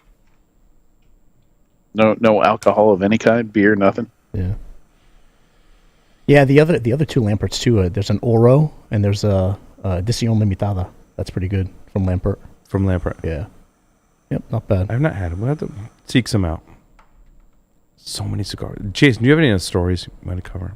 I put in the Whiskey Fest, the Big Smoke. So you Whiskey started Fest. on that, and I segued from that into Adrian's whiskey tasting because he posted some. So my first question was, have you guys ever been to one of those? To what now? To one of those like a Whiskey Fest or a Big Smoke conference. Have you guys ever gone to any of those? I've been to like a Whiskey Fest, but no cigar. Because now they're doing them in combo. Now they're doing Big Smoke and Whiskey Fest together. They used to be two separate conferences, but now they're putting them together. The reason why I brought this up is that they're giving you a bag when you buy tickets to go in, and one of the cigars you get in the bag is the Fuente Padron combo, the collab. Oh, remember the that? collab? Yes. Yeah, that's one of the cigars you get in the bag. Right? Exactly. It's worth it just for that. I'm not saying that cigar is going to rock your world or not, right? But the opportunity to smoke, it's like anything else. We talked about whiskey, wine, beer, whatever. Like all of those respective industries have their super elite. Like you're lucky to consume this product, kind of thing. Yeah. So you get the Rocky Patel 66, which was like a 96 point Rocky Patel. You get the Padron Fuente collab. You get collab with EP Carrillo and Oliva, which supposedly was a really good cigar. And then you get La Nox from LFD. Oh, yeah. La Nox is awesome. Yeah. La Nox was an awesome cigar. Yeah. Great presentation in box. Yes. And then they came up with a Petit Corona. Oh, it's the Allegiance from EP Carrillo. Is what we get. That's an Oliva. That's an Oliva EP Carrillo collab. So La Nox is good, huh? It was. And then you get a whiskey tasting with it. And then right. So that's what they're giving out in the grab bag for seminar guests. I thought that was pretty cool. I like how they're combining it though. Yep. Yeah, really cool. So I like the whiskey flights. I like the as we established, whiskey can be really expensive. Being able to sample it at a reasonable price. Usually a flight is less money than buying them all individually. I'm not sure the economics behind all that, but it's interesting. Is that a short run? I think I'm gonna light up the short run. Is it what year?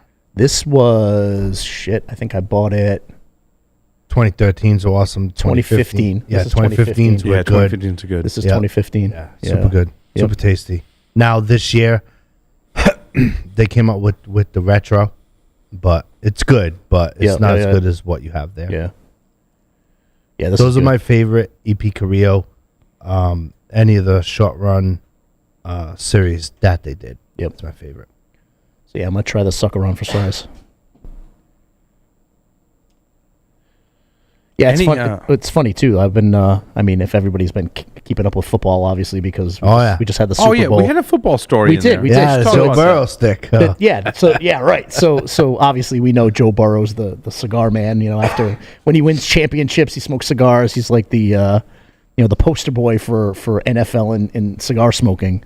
But when they lost to Kansas City, I guess Patrick Mahomes' dad is a big cigar smoker, right? So when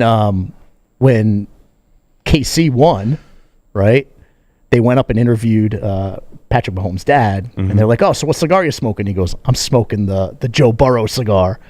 And then what's the Joe Burrow cigar? He was just making fun of him because they lost, right? Because leading up into the championship, Joe Burrow was like, I'm smoking a cigar after we win, like that confidence level. Oh. But then, yeah, right. So he's busting his ass about I'm smoking the Joe Burrow cigar. But the funniest part is now fast forward to the Super Bowl, they interview Patrick Mahomes' dad again after they win, and they're like, because they played Philadelphia Eagles.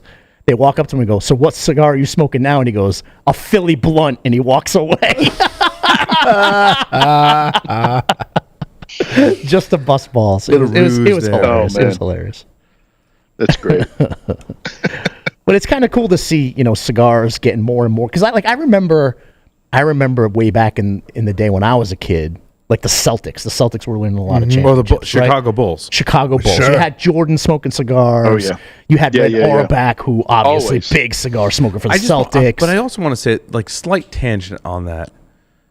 Bird was an amazing basketball player. The more I read about basketball and how it's the same thing in football, like the whole train of like, is Mahomes going to be as good as Brady? Blah blah blah blah. Like, I just kind of laugh at all the people that debate all this ridiculous stuff. Right. Different time, you can't compare them. No, over different generations because they change the rules of the game. Right. Like it's the GOAT is relative to the age. Yes, but you go back to like Jordan and Bird times. I think you're remiss to think about just how good Bird was, also how good Jordan was too. I don't want to take anything away from those players, right? Because they are just to be the best at that level, right? At whatever time amazing. is amazing. Yeah. Bird I Bird talked rewatched trash, The Last man. Dance recently. Oh, big time. And Jordan did too. Yeah. Jordan would just make a fool. If you talk trash, he would make a fool out of you. And Bird would too. Oh, yeah. Yep. Like unbelievable players. Yeah. But also big cigar proponents as well. Jordan especially being a big cigar proponent. I think there's an interesting relationship between professional sports and cigars that I think is very healthy for both industries. Sure. Right? To be like, professional athletes, even at the highest level, are people too. Yep. Is the thing that I take away from that. And also, it's okay if they smoke cigars, and cigar smoking is not like this completely unhealthy, degenerative thing. Yep. Yes, professional athletes, when they celebrate, smoke cigars, and there's nothing wrong with that. And that's why I brought this article in. It's good to see professional sports players, demystifying the whole cigar lifestyle. Have you guys seen the Last Dance? Have you guys watched that series? Is that the Jordan one? Yeah, that's the Bulls one. Yeah, it's about the Bulls' final season when they won their 6th championship. And they had all these challenges going up to it. But basically, they had all this footage that had never been used from the 90s. Like behind the scenes, all kinds of interviews, stuff that had never been aired anywhere. And it just been in like a time capsule for 20 years.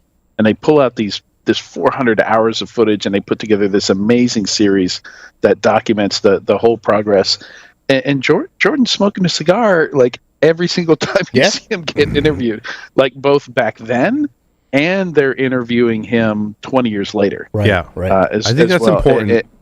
And he's got a glass of whiskey and a cigar. Sure. But we've talked about it on the show. Remember his humidor in his house, his room, and his house was worth millions of dollars. He had like $500,000 worth of sticks in there. Like, remember we were talking about that? His cigar habit every year was like tens of thousands of dollars worth of cigars a year. It's just amazing. That's great. It's just but amazing. I think it's I think it's great for both industries, in my opinion. And good that Mahomes' dad is promoting. That's it. I think he's kind of sticking the finger in the eye of people. Sure, but you want to know what? At the end of the game, he had a cigar in his mouth, and he's just having a conversation, and basically saying, "Listen, you want to bust my balls? You want to bust my son's balls? I'm going to go right back at you with it." Yeah, he's defending his son. You know what I mean? So it's kind of just kind of funny to watch. I'm waiting for like Joe Burrow to like appear on the cover of Cigar Aficionado. You know what I mean? Right.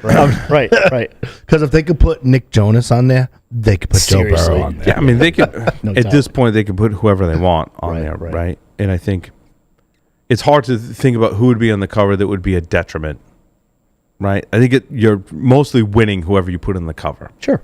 Right, to a certain extent. But whether you put Mahomes, his dad, or Joe Burrow, whoever on the cover, I think it's good for both sports and cigars. It's promoting the lifestyle and showing that there's, it's like you said, a good balance, right? It's a good balance in being human, having a good hobby, right? That's not a crazy hobby, but they enjoy the lifestyle. And but I think promoting it as a celebratory thing, like that's a great. Yeah, agreed. It's a great thing.